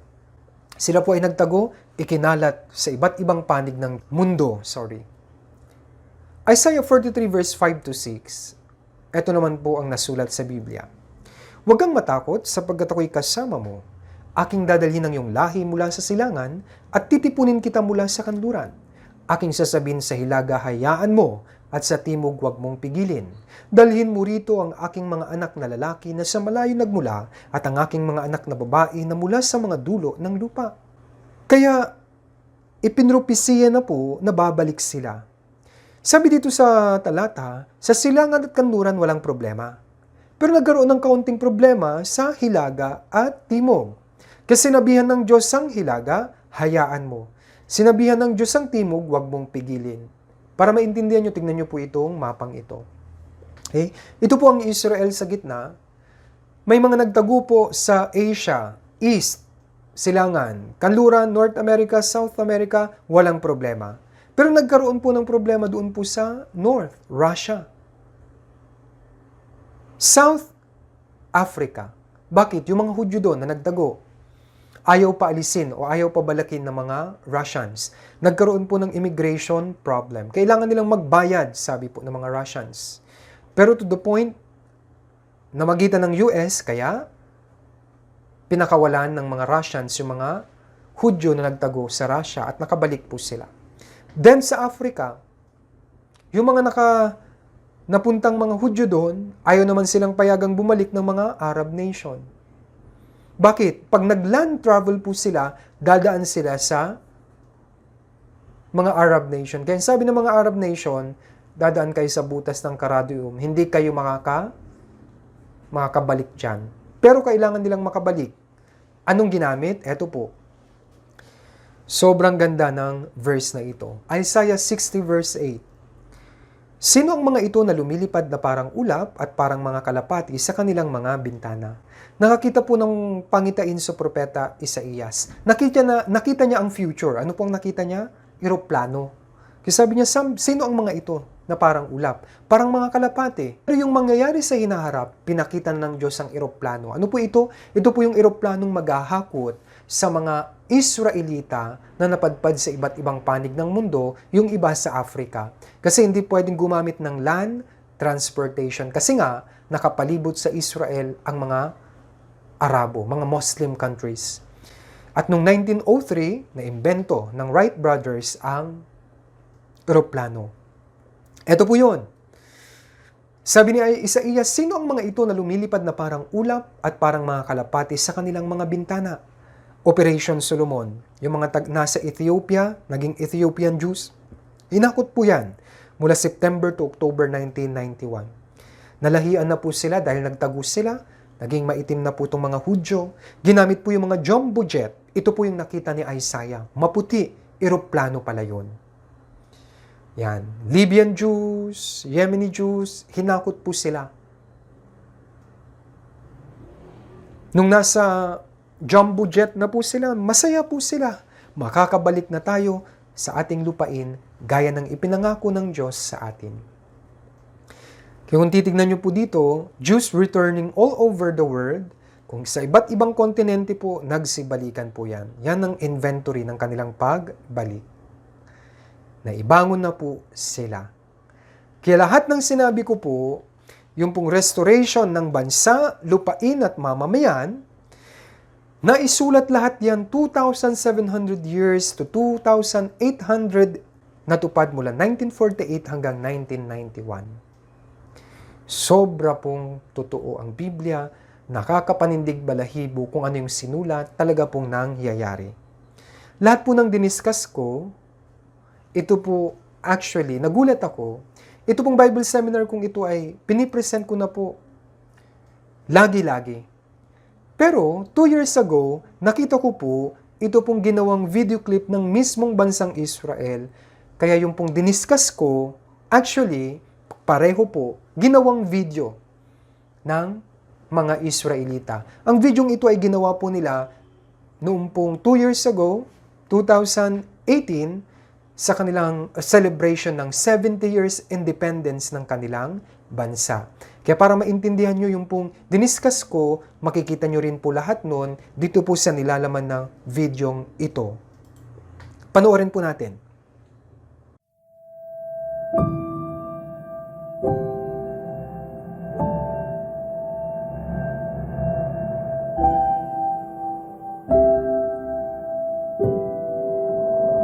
For the first time in 2,000 years, a Jew could be born in the land of Israel, live a full life, die in the land of Israel, free, never knowing the exile.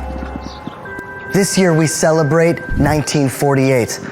1,948 years ago, the Roman Empire destroyed our lives.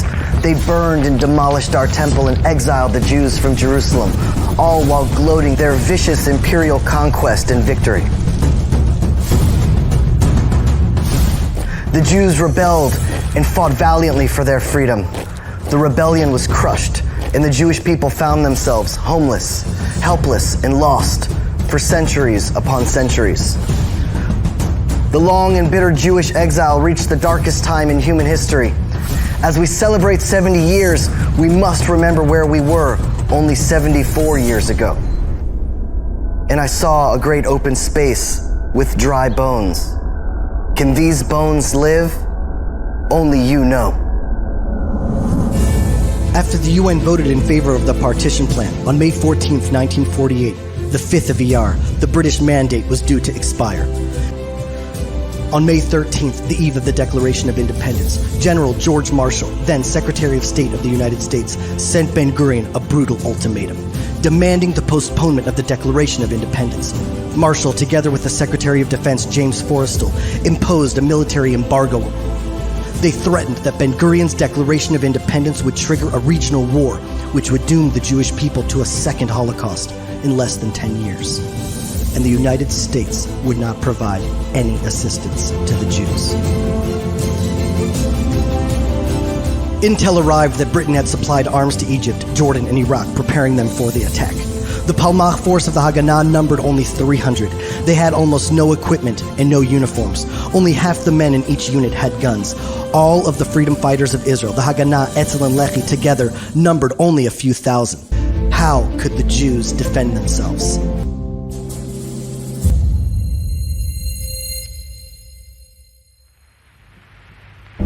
Under extraordinary pressure, a self-proclaimed secular Zionist, David Ben-Gurion, was overcome, possessed with a ruach gvura, a courageous spirit of biblical proportions. אנו מכריזים בזאת על הקמת מדינה יהודית בארץ ישראל. היא מדינת ישראל. ברוך אתה אדוני אלוהינו מלך העולם שהחיינו והתגדלנו והגענו לזמן הזה. And just like that, 2,000 years of exile came to an end. 1,948 years ago, Jerusalem was destroyed. We are celebrating the most legendary comeback story in human history. Can these bones live? Son of man, these bones are the whole house of Israel. They say our bones are dried up and our hope is gone. Thus says the Lord Hashem, I'm going to open your graves and lift you out of your graves, my people, and bring you to the land of Israel. From dry bones and ashes, total despair and desperation, Israel was resurrected from the dead, and new life was breathed into the Jewish people. In 70 years, Israel went from having one asphalt road to building Ben Gurion International Airport, some of the best hospitals in the world, and built more roads and infrastructure per capita and faster than any other place on the planet. Israel has transformed a barren, desolate, non-productive land into one of the most powerful economies in the world. We're not praying that one day we hope to see your return to Zion. Let our eyes see that it's already happening right now.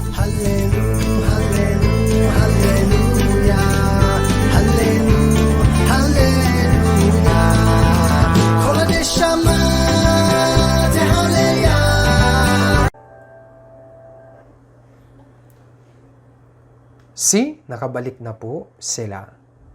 Dry bones, tumayo, naging malaking hukbo, at ngayon po, napakalakas po ng bansang Israel. Mahalaga po ang restoration ng bansang Israel. Bakit?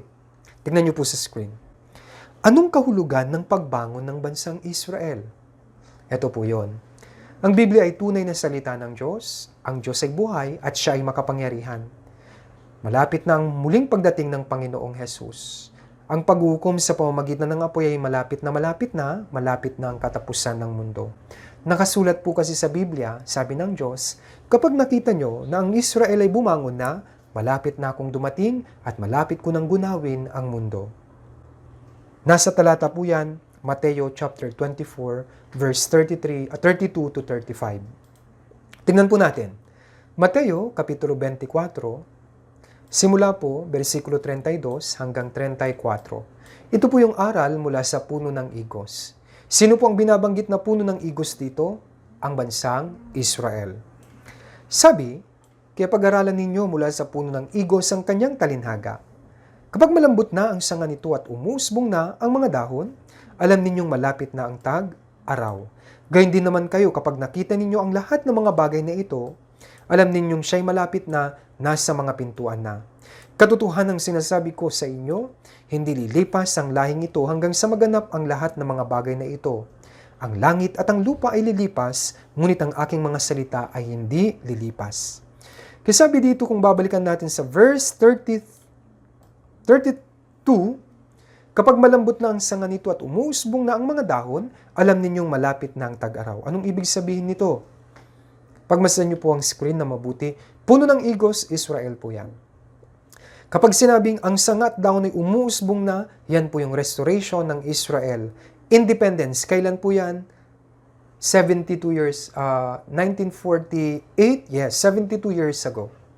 May 14, 1948. Next, tag-init. Kapag umusbong ng daon, darating ang tag-init. Ang tag-init ay ang second coming ng Panginoong Heso Kristo. Kaya napakalinaw po, malapit na po siyang dumating. Kaya po tayo nagbo-Bible seminar. Kailangan po kayong maligtas para sa pagdating niya, makasama kayo. Kasi kukunin po niya sa kanyang pagdating yung mga naligtas. Ang maiiwan, susunugin po niya lahat dito sa fire judgment sa lupa, pagkatapos susunugin niya sa impyerno. Grabe, nakakatakot po ito. Kaya pag-aralan po natin yung signs of the last days. Okay? Dito po sa Mateo 24 verse 3, para hindi po kayo antukin, basahin po natin sabay-sabay. 3, 2, 1. Samantalang siya'y nakaupo sa bundok ng mga olibo, lumapit sa kanya ng sarili na ng mga alagad na nagsasabi, sabihin mo sa amin, kailan mangyayari ang mga bagay na ito, at ano ang tanda ng iyong pagdating at ng katapusan ng panahon.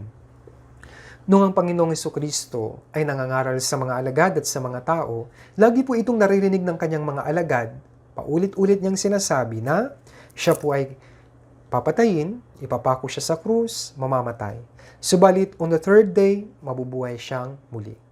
At aakyat siya sa langit. And then, babalik, I shall return. Kaya nga nagtanong ngayon ang mga alagad, kung gayon Panginoon, kailan mangyayari ang mga bagay nito? Ano ang tanda ng iyong pagdating at ng katapusan ng mundo? Kasi yan ang pangako niya. Nakita nila siya na dinala sa langit, and then sabi niya, I shall return. Kaya humingi po sila ng tanda. Yan po ang signs of the last days, na siya po nating pangalawa na pag-aaralan. Mga senyales o tanda ng katapusan ng panahon. Tignan po natin, pangalawa, signs of the last days. Okay? Yung mga nangyayari po ngayon, sa panahon natin, very clear evidence ng second coming ni Jesus Christ malapit na, at malapit na po talaga ang katapusan ng mundong ito. Isa-isahin po natin. Ang mga senyales, tatlong bagay. Makikita po ito sa Israel, makikita ito sa kapaligiran, at makikita ito sa mga tao. Una, ang unang tanda ay ang pagbangon ng Israel. Tapos na po ito. May 14, 1948, 72 years ago, naging independent na po ang bansang Israel at ngayon po ay napakalakas na po nila. Sign number 1, tapos na. Next, sa kapaligiran, ito po yung mga tanda. Magkakaroon ng problema sa paligid, mga lindol, mga taggutom, mangyayari. Problema sa kapaligiran. Yes, global warming. Kaya nga po sa nakaraang mga bagyo, Ulysses, at yung mga iba pang malalakas dati, si Yolanda, si Undoy, alam nyo po, diretso na po yan, hindi na po yan mawawala. Bakit? Dahil po sa epekto ng global warming. Ano po ito? Dahil po sa nalulusaw yung mga niebe o ice dun po sa North and South Pole, tumataas po ang tubig sa Pacific Ocean. And we know, yung bagyo na form sa Pacific Ocean, ang problema po natin, tayo po ang nakaharap sa Pacific Ocean. Kaya tayo po ang babayuhin ng malalakas na bagyo. Nakasulat na po ito sa Biblia. Kaya wag na po kayong magtaka sa mga malalakas na bagyo. Sa Hebrews 1, verse 10 to 11, yung red po, sila'y mapaparam. Silang lahat ay malulumang gaya ng kasuotan. Luma na po kasi ang mundo at inabuso na po ng tao. Bakit may global warming? Dahil po sa sobrang emission natin ng carbon. Ang mundo po natin ay may kakayahang pasingawin yung init na nanggagaling sa araw. Pero kulob na po, parang nasa room ka, mainit, pero nakasara lahat ng bintana. Ano po yung nagtatrap ng singaw ng init? Yung carbon emission natin sa atmosphere dahil po sa pollution. As a result, mainit ang mundo. Kaya magkakaroon po ng climate change, iinit, time will come, magiging ibang disenyo ng mga bahay dahil sa sobrang init. Kaya nga po, nagsisimula na po ang cashless society. Mangyayari po talaga ito. Isaiah 51 verse 6, yung pong red, ang lupa ay malulumang parang bihisan. Iinit ng iinit ang mundo. At ang resulta po nito, sa ibang parte, napakainit, and then sa kabilang parte naman, bagyo, pagbaha. Nagbabala na po ang Times Magazine. Napakarami po nilang mga issue sa kanilang magazine na nagpapatungkol, let's save the earth, sabi po nila. Pero wala ka nang magagawa. Dito nga lang sa bansang Pilipinas, walang pakialam ang mga tao sa paligid.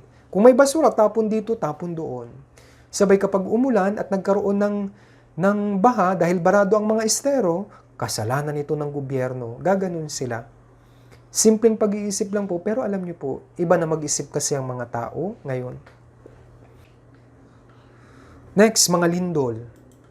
Tanda rin po yan. Lucas 21 verse 11, magkakaroon ng malalakas na lindol. Kaya wag po kayong magtaka, magkakaroon po talaga nito. Kaya may warning po ng big one dito po sa bansang Pilipinas. 2004 sa Indonesia, napakaraming namatay dahil sa lindol. 2008 sa China, sa Haiti 2010, Chile 2010, Nepal 2015. At dito po sa bansang Pilipinas, may mga pagyanig sa mga nagdaang mga taon. Yes po. And then mga taggutom. Luke 21 verse 11, magkakaroon ng taggutom. Senyalis po ito. Okay, tingnan niyo po ako. Dahil sa nangyaring bagyo, ito po yung consequence. Yung agriculture po, nadadamay. Kung nagtatanim pa lang ang mga magsasaka o kaya paanina, sabay bumagsak po yung bagyo, wipe out lahat. Anong epekto po nito? Wala tayong makakain. Kaya nagsisitaasan po yung mga bilihin. Magkakaroon talaga ng taggutom. Nakasulat na po ito sa Biblia. Ito pong picture na ito, nanalo po. Yung pong kumuha ng picture na si Kevin Carter, nanalo po siya ng Pulitzer Prize. Maganda yung photography, yung picture niya, sabi nila. Ito po ang 100, isa sa 100 photograph na napaka-influential. Pero alam niyo po, anong nangyari po kay Kevin Carter pagkatapos po niya itong nakuha, yung picture na ito at naka-receive ng award, nagpakamatay po siya 4 months after. Bakit po siya nagpakamatay? Tignan niyo po ang picture na nakuha niya. Nakakalungkot. Dahil po sa gutom, ito pong batang ito wala nang makain kaya hinihintay na lamang po siya noon pong buitring iyon, yung vulture, hinihintay niya, sabi niya mayroon na akong lunch o breakfast. Kakalungkot. Yan po ang nangyayari dahil po sa gutom. Marami na po, napakalaki ng populasyon natin at ang lupa hindi na na-utilize at worst case, wala ng lupa. Bakit? Tinayuan na po ito ng iba't ibang subdivision. Ito po ang sitwasyon ng hirap, taggutom. Kaya sabi, a hungry stomach knows no law.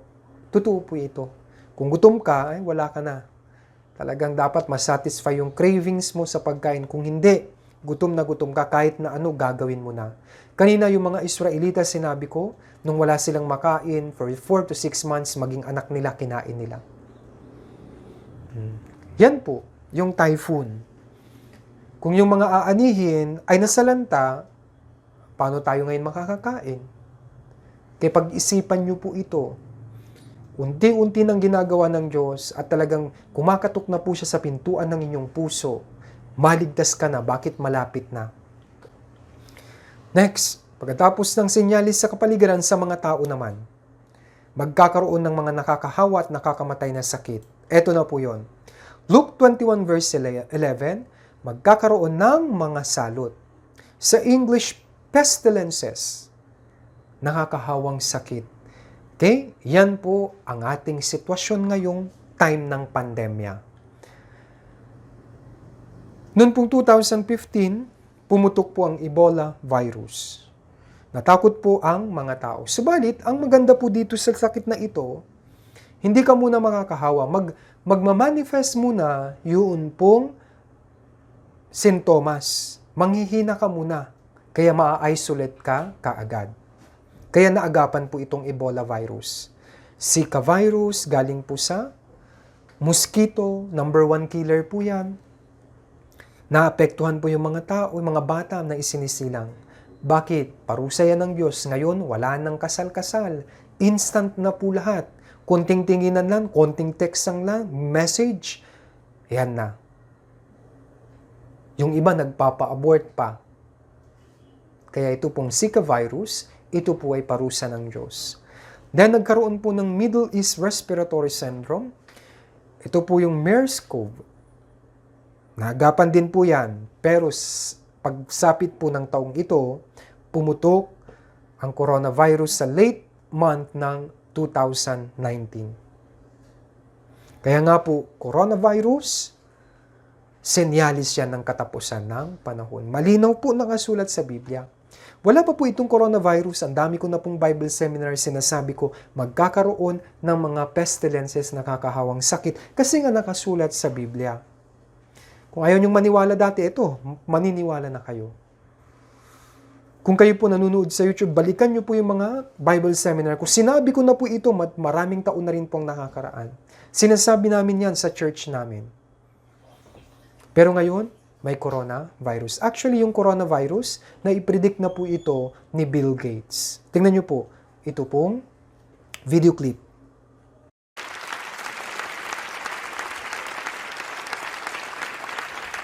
When I was a kid, the disaster we worried about most was a nuclear war. That's why we had a barrel like this down in our basement filled with cans of food and water. When the nuclear attack came, we were supposed to go downstairs, hunker down, and eat out of that barrel. Today, the greatest risk of global catastrophe doesn't look like this. Instead, it looks like this. If anything kills over 10 million people in the next few decades, it's most likely to be a highly infectious virus. So next time, we might not be so lucky. You can have a virus where people feel well enough while they're infectious that they get on a plane or they go to a market. The source of the virus could be a natural epidemic like Ebola, or it could be bioterrorism. In fact, if there's one positive thing that can come out of the Ebola epidemic, it's that it can serve as an early warning, a wake-up call to get ready. If we start now, we can be ready for the next epidemic. Thank you. Okay, so ang case, ngayong araw po, worldwide, 59 million na po tinamaan ng coronavirus. Ang patay, 1.4 million na. Magkakaroon ng mga salot. Totoo hindi, totoo po ito. Kaya anong sinasabi ng coronavirus? Sana po, ito po ang maging dahilan para lumapit kayo sa Diyos.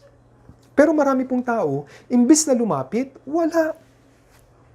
Nilalagak po nila ang pag-asa nila dito po sa sanlibutan ito. Tandaan niyo po, kung ikaw po kapitan ng coronavirus, mamatay ka, iisipin mo, ay langit naman ako. Ganyan ang mentality ng maraming tao. Akala nila kapag namatay sila, langit. Bakit? Ano po yung sabi na? May awa ang Diyos. Ngayon, nalaman nyo, ang Israel nga pinili eh. Sa panahon ni Noah kahapon, nilipol sila eh. And then ngayon, ikaw po na walang pakialam sa Diyos.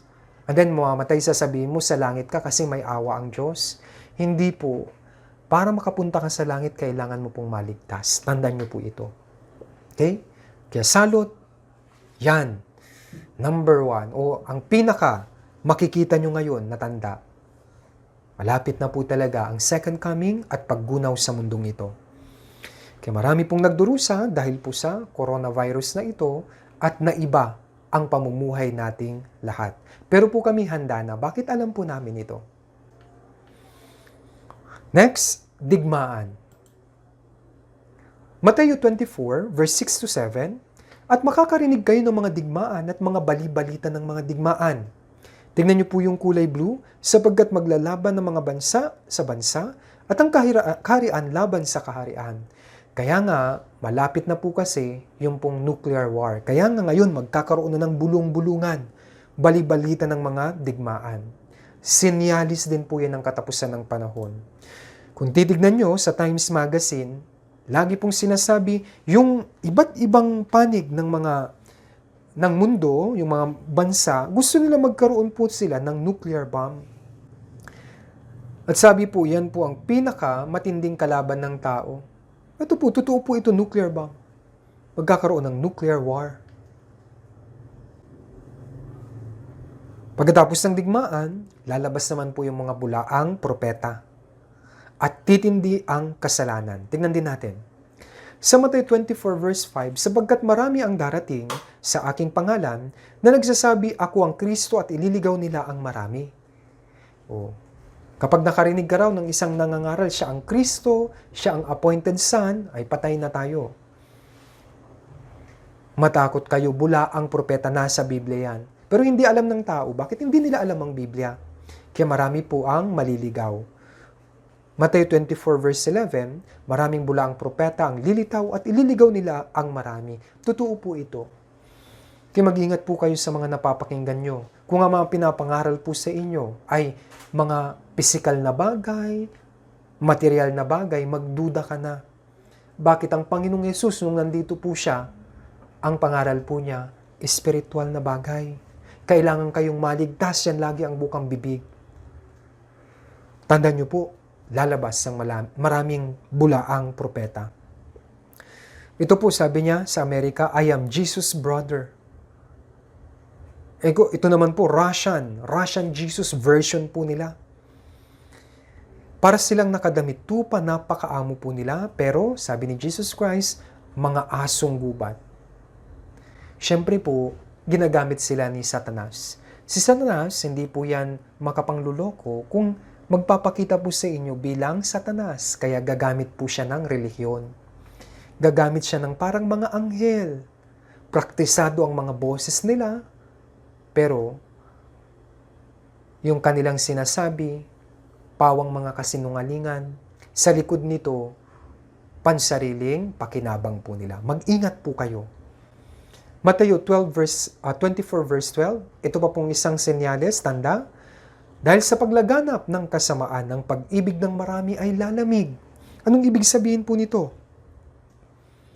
Wala na yung love, kahit sa family, kahit magkakamag-anak, magpapatayan na po yan. Kaya malinaw sa 2 Timothy chapter 3 verse 1 to 4, ito po ang nakasulat. Ngunit unawain mo ito na sa mga huling araw ay darating ang panahon ng kapigatian. Sapagkat ang mga tao ay magiging maibigin sa kanilang sarili, maibigin sa salapi. Mayayabang, mapagmalaki, mapanlait, swel sa mga magulang. Sa verse 4, matitigas ang ulo. Yan po, naka-enumerate na po yan lahat.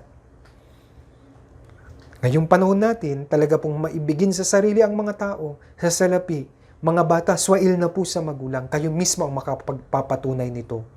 Walang katutubong pag-ibig dito sa verse 3. Totoo, yung family love, wala na. Kahit magkakapatid po yan, mag-aaway-away yan. Matitigas ang ulo, especially yung mga bata. Sobrang tigas ng ulo. Ito rin po, epekto nito dahil po sa mga gadget. Mababangis, sabi pa po, bakit? Kung ano po yung piniplay nila, sa kanilang smartphone, gagayahin nila yan. Kaya kung hindi po kayo maingat, ikaw naman na nanay o tatay, hinahayaan mo dahil sa katamaran mong mag-alaga, yan, sinusubo nyo lagi yung pong smartphone na yan. As a result, hindi makapagbasa, hindi makapagsalita ang bata. As a result, ginagaya ng bata yung napapanood niya. Nakakatakot po. Pero nasa last days na kasi tayo, wag na tayong magtaka.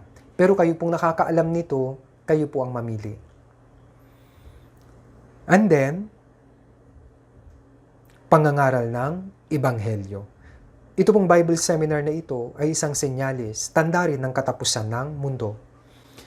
Mateo 24 verse 14, basahin po natin sabay-sabay. At ang magandang balitang ito ng kaharian ay ipahayag sa buong daigdig, bilang patutuo sa lahat ng mga bansa at pagkatapos ay darating ang wakas. Kaya ang Bible Seminar, uulitin ko po, pangangaral po ito ng Ebanghelyo, For Your Precious Spirit Bible Seminar, sign din po ito ng katapusan ng mundo. Bakit? Sapagkat nagbibigay po sa inyo ng pagkakataon ng Diyos na maligtas. Para pagharap mo po sa paghuhukom, kung hindi ka nakinig, wala kang may dadahilan. Sasabihin ng Diyos sa iyo, nag-Bible seminar ka, nakaupo ka, pero hindi ka nakinig mabuti. Nandun ka lang kasi mayroon kang ibang intensyon. Hindi mo ninais maligtas. Kaya sana po kayo pong nakikinig, tandaan niyo po ito. Kung ayaw niyo pong maniwala, time will come sa judgment, makikita niyo po ito. Ang tagpong ito na nakaupo ka, nakikinig ng Bible seminar, pero hindi ka naligtas. Bakit? Hindi ko po alam, baka mayroon ka pong ibang intensyon. Sana po yung puso nyo, maghanap kayo ng salita ng Diyos para sa kaligtasan. Kaya, tapos na po tayo dito po sa mga signs ng last days. Okay? Ito po ang history of man in God's view. Ito po yung God's timeline. Tingnan nyo po. In-explain ko po ang tungkol kay Adan at Eva, and then yung panahon ni Abraham, yan po ay tawag Age of Conscience. Nagkaroon po sa gitna ng water judgment sa panahon po ni Noah. Mula kay Abraham, hanggang sa unang pagdating ng Panginoong Hesus, pinako ng Israel siya sa krus. Mula kay Abraham hanggang sa panahong yon, tawag po natin Age of the Law. Nung dumating po after ni Abraham, sumunod si Moses, binigay ng Diyos sa kanya ang 10 Commandments. Kaya tawag natin dyan, Age of the Law. Tawag din natin, Age of the Chosen People po yan. Ang Israel. Pero anong ginawa ng Israel? Tinanggihan nila si Jesus Christ, kaya si Jesus Christ bumaling sa mga Gentiles. Tayo po yun.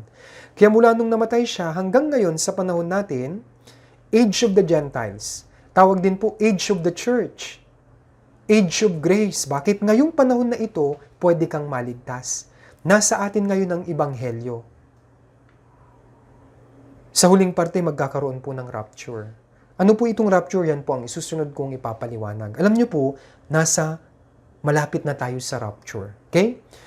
Pagkatapos ng rapture, yung mga maiiwan, papasok sila sa 7 years tribulation. Mahahati sa 3.5 and 3.5. And then, pagkatapos yan, sa dulo ng 7 years, magkakaroon ng Armageddon War. Then, mawawasak ang mundong ito. Pagkatapos, i-recreate ng Diyos ang mundong ito at magkakaroon ng 1,000 years kingdom. Ang mga makakasama dito yung nakuha sa rapture.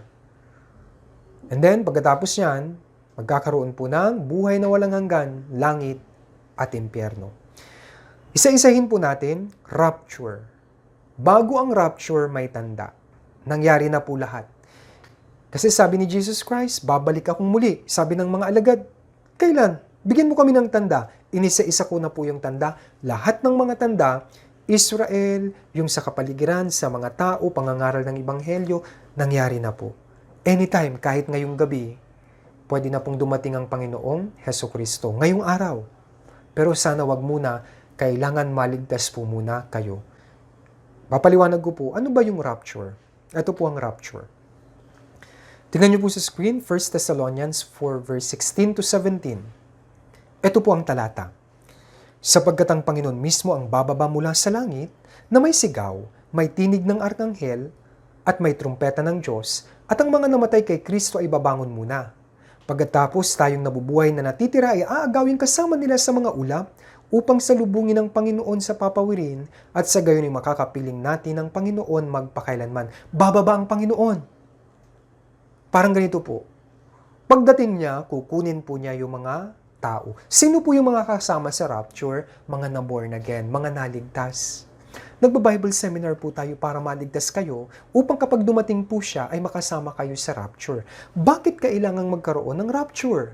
Kasi nga susunugin na niya ang mundong ito dahil sa kasalanan. Para pong basura, pero kunin mo muna yung okay. Pagkuha niya sa atin, yung mga ligtas na, ikaw kung hindi ka pa po ligtas, tapusin mo po ito hanggang sa last day. Sapagkat kung naligtas ka, makakasama ka.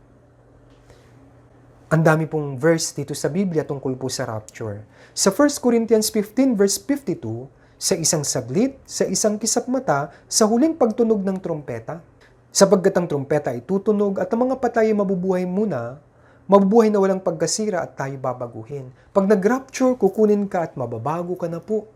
Magkakaroon ng glorious body kasama ng Panginoong Hesus. Ito po ang tunay na pag-asa ng mga Krisyano. Kaya kami nangangaral sa inyo para makasama po kayo sa rapture. Ano po ang requirement ng rapture? Ano po yun? You must be born again. Matthew 24 verse 40 to 41. Kaya may dalawang taong pupunta sa bukid, ang isa'y kukunin, ang isa'y iiwan. May dalawang babaeng magtatrabaho sa isang gilingan, ang isa'y kukunin at ang isa'y iiwan. Sobrang linaw. May dalawang nagtatrabaho, yung isa kukunin, born again siya. Yung isa hindi, maiiwan siya.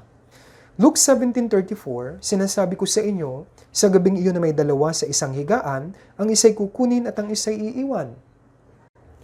Dito po may nagtatrabaho sa Matthew 24. Sa Luke 17, higaan natutulog. Bakit?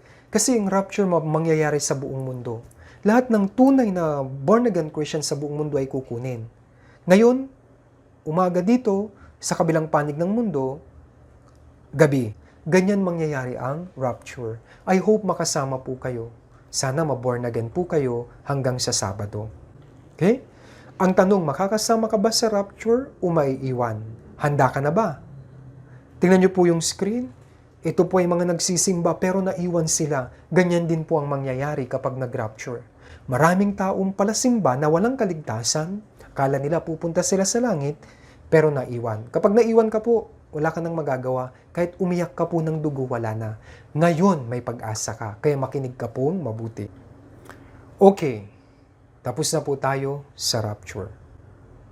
Next, 666 mark, and Armageddon. Ito po yung mga dadanasin ng mga taong maiiwan. Kung ikaw po ay naiwan, papasok ka ngayon sa 7 years tribulation. Anong mangyayari dyan? Magkakaroon na po ng one-world government. Magkakaroon na po, i-rebuild yung temple sa Jerusalem. Lalabas si Antichrist sa gitna ng 3.5 years, and then palalagyan po niya ng 666 barcode. Cashless society. Kaya ngayon naka-ready na. Dahil po sa pandemya, napakalinaw ng Biblia. Inisip ko noon, paano ito kahit mahirap, paano sila magkakaroon ng cashless? Pero ang paraan ng mundo, isang pandemya lang, coronavirus. Ngayon, nagka-cashless na po tayo. Pero ang total cashless society ay mangyayari po sa 7 years tribulation. Kaya malapit na po talaga ang rapture. Isa-isahin po natin. One world government, pamumunuan po ito ni Antichrist. Lilitaw po siya at ipapagawa yung third temple sa Jerusalem. Tingnan niyo po. Napakalinaw. Okay? Sa 2 Thessalonians chapter 2 verse 4 to 9, ulitin ko po, mangyayari po ito sa 7 years tribulation. Wala na po ako dito noon. Kasama na po ako sa rapture. Kaya ikaw po, kung naiwan ka, ito mararanasan mo. Mamimit mo si Antichrist. 2 Thessalonians 2 verse 4 to 9. Siya ay sumasalungat at nagmamataas laban sa lahat ng tinatawag na Diyos o sinasamba. Ano pa siya'y nauupo sa templo ng Diyos na ipahahayag ang kanyang sarili na Diyos? Ano po itong sinasabing templo ng Diyos dito? Nakakagulat po ito. Bakit? Ito po yung third temple. Mamaya ipapakita ko po ang video patungkol sa third temple. Bakit? Ito po ay hinahanda na nila, gagawin na nila. Mangyayari po ito sa 7 years tribulation. Verse 9. Ang pagdating ng taong makasalanan ay ayon sa paggawa ni Satanas na may buong kapangyarihan at mga tanda at mga mapanlinlang na kababalaghan. Pag ginawa po yung third temple, doon uupo. Siya'y uupo, sabi po sa templo ng Diyos. Gagayahin po niya ang Panginoong Hesukristo kasi Antichrist po siya. Peke. Anong gagawin niya? Gagawa po siya ng mga tanda.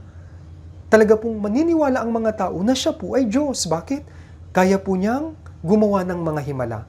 Pero unahin ko po yung third temple. Naipropesiya na po ito sa 2 Thessalonians chapter 2 verse 4 na gagawin yung templo at doon uupo si Antichrist sa 7 years tribulation.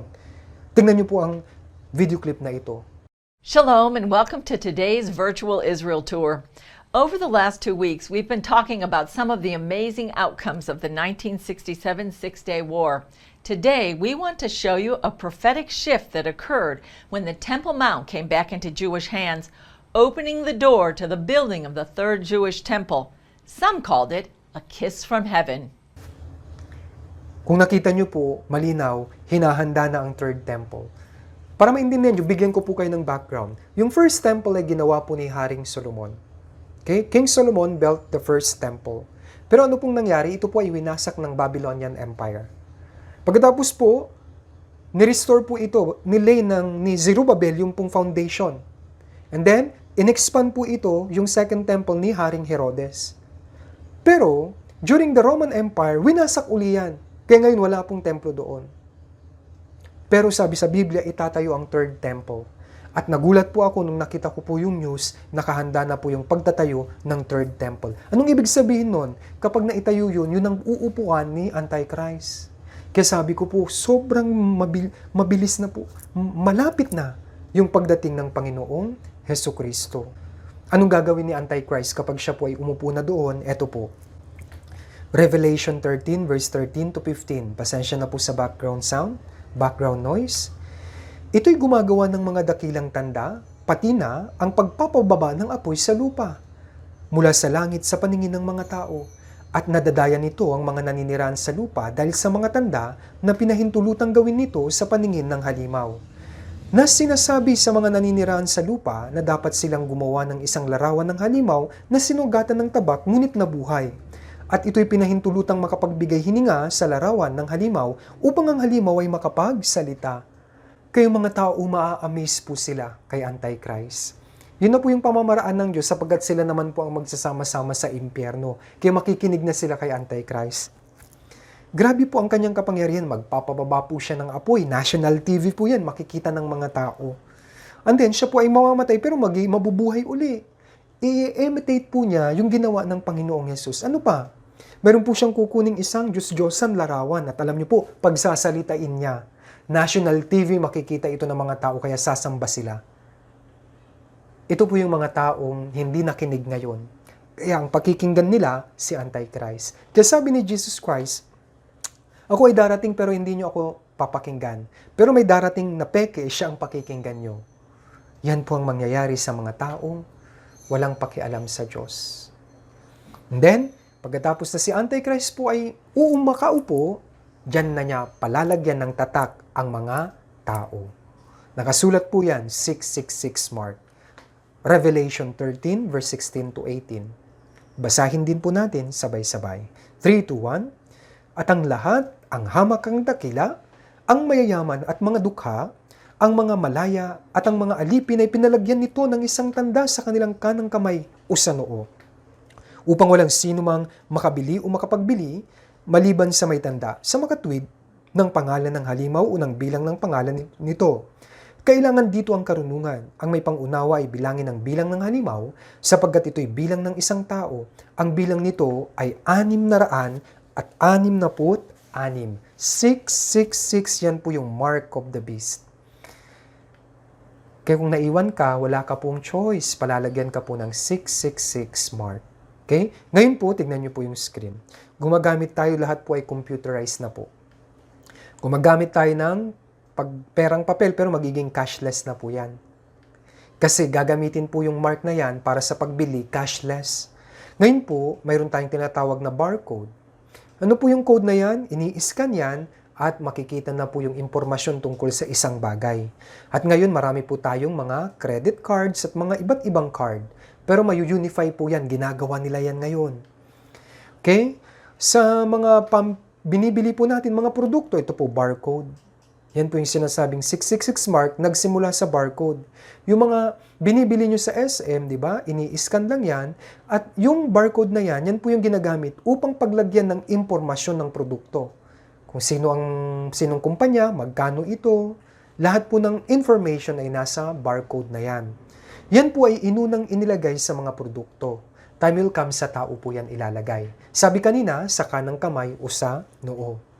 Pero kung titignan nyo po, kung parang barcode, parang tattoo. Parang hindi maganda. Kaya, sa pag-unlad po ng technology, ito po ang mangyayari. Ngayon, gumagamit na po tayo ng chip. Okay? Pero, ang pinakasakto sa 666 mark na yun, ngayon po ay ang RFID. Radio Frequency Identification Device. Ilalagay yan, isang tanda sa kanilang kanang kamay o sa noo. Bakit? Self-recharging po kasi ito dahil po sa paligid, sa init sa paligid, kaya hindi mo na kailangang battery. Okay? Yan po ay i-implant sa kanang kamay o sa noo.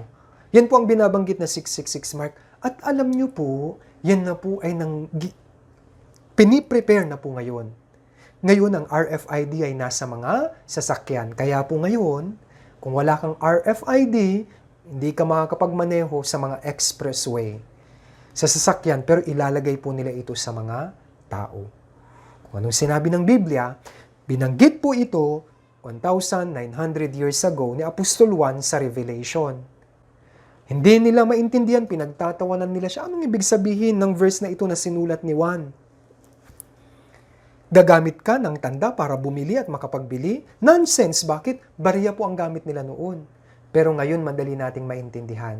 Ngayon, pwede ka nang bumili cashless kahit walang perang papel. Yan po ang 666 mark na ilalagay sa kanang kamay o sa noo. Bakit sa kanang kamay? Okay? Napakasakto ng Biblia. Sa kaliwa kasi, yung iba magkakapareho yung pattern ng ugat. Kasi ang magiging password mo po kasi yung ugat mo kaya sa kanang kamay. Sa kanan, magkakaiba tayo. Di ba napakahalaga ng password ngayon? Kasi nga, yung mark na yan, nandyan na lahat ng impormasyon. Pag sisweldo po yung mga naiwan, anyway, ito po ay para sa mga maiiwan. Pag sisweldo ka, bangko to bangko na lang, computer na lang po.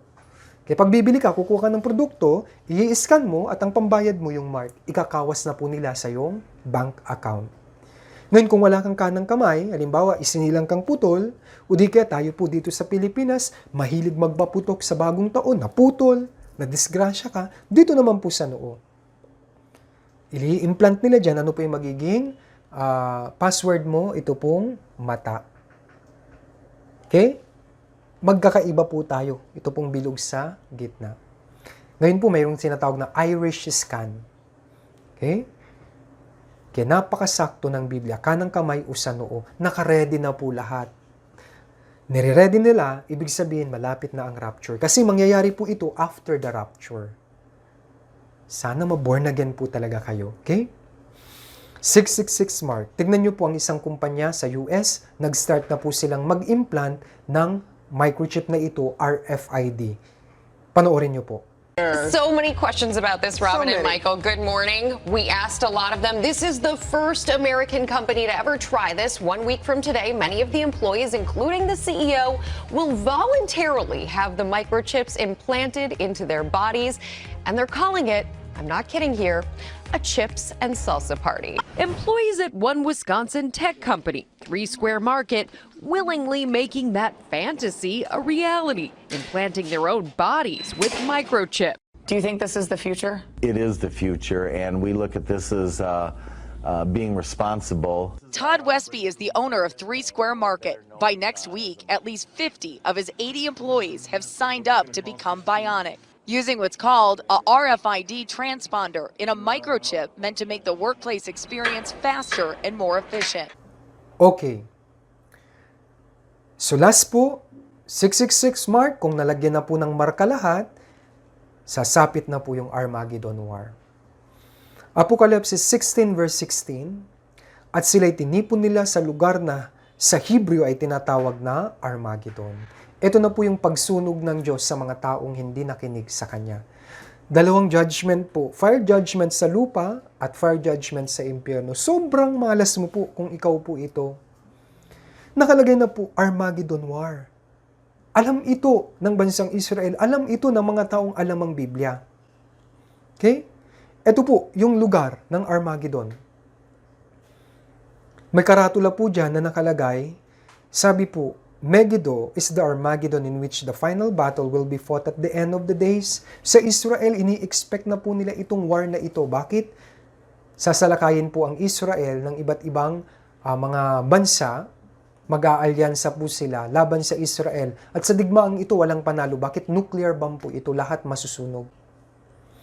Kaya sa Zacarias 14 verse 12, naisulat na po ni Zacarias ang nuclear war. Yung pong matinding init dahil po sa bomba.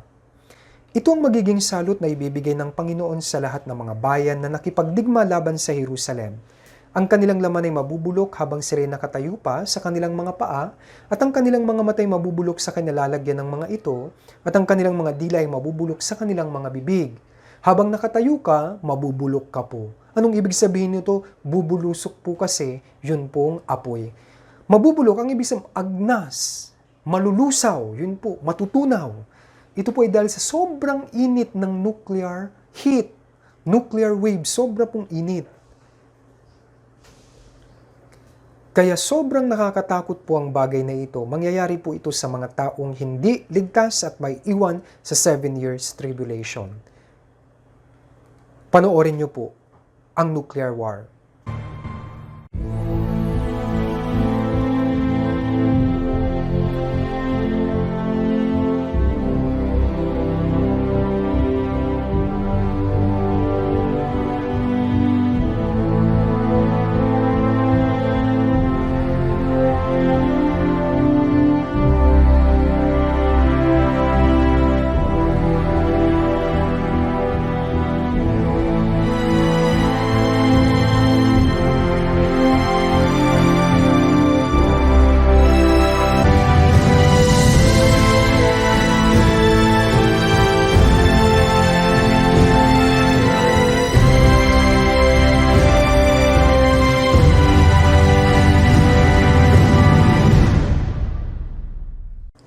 Okay?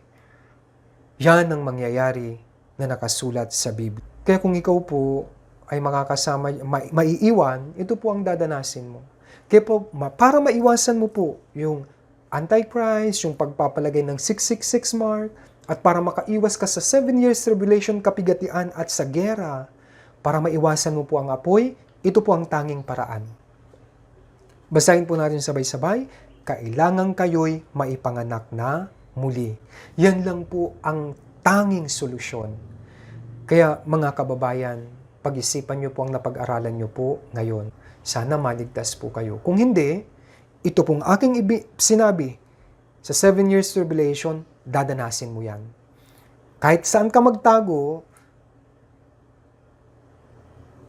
wawasakin ka ng apoy dito sa lupa. And then, meron pang isang apoy sa impyerno.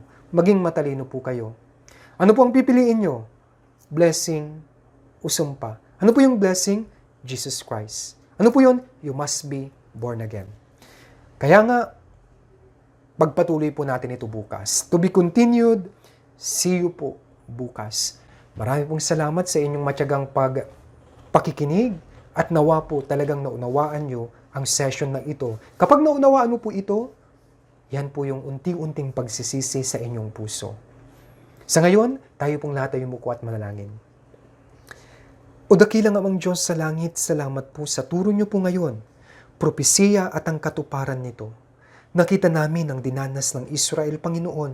2,000 years po silang nagdusa dahil sa pagtanggi nila sa iyo. At ang aral na ito ay pwede pong danasin namin yung kaparusahan at apoy kung hindi rin po kami makikinig, kung hindi po kami mabuborn again. Kaya nga po, bilang mga tao, dalangin ko po, especially sa mga nakikinig na maborn again din po sila. At ito po yung proseso upang sila po ay madala tungo po sa tunay na pagsisisi.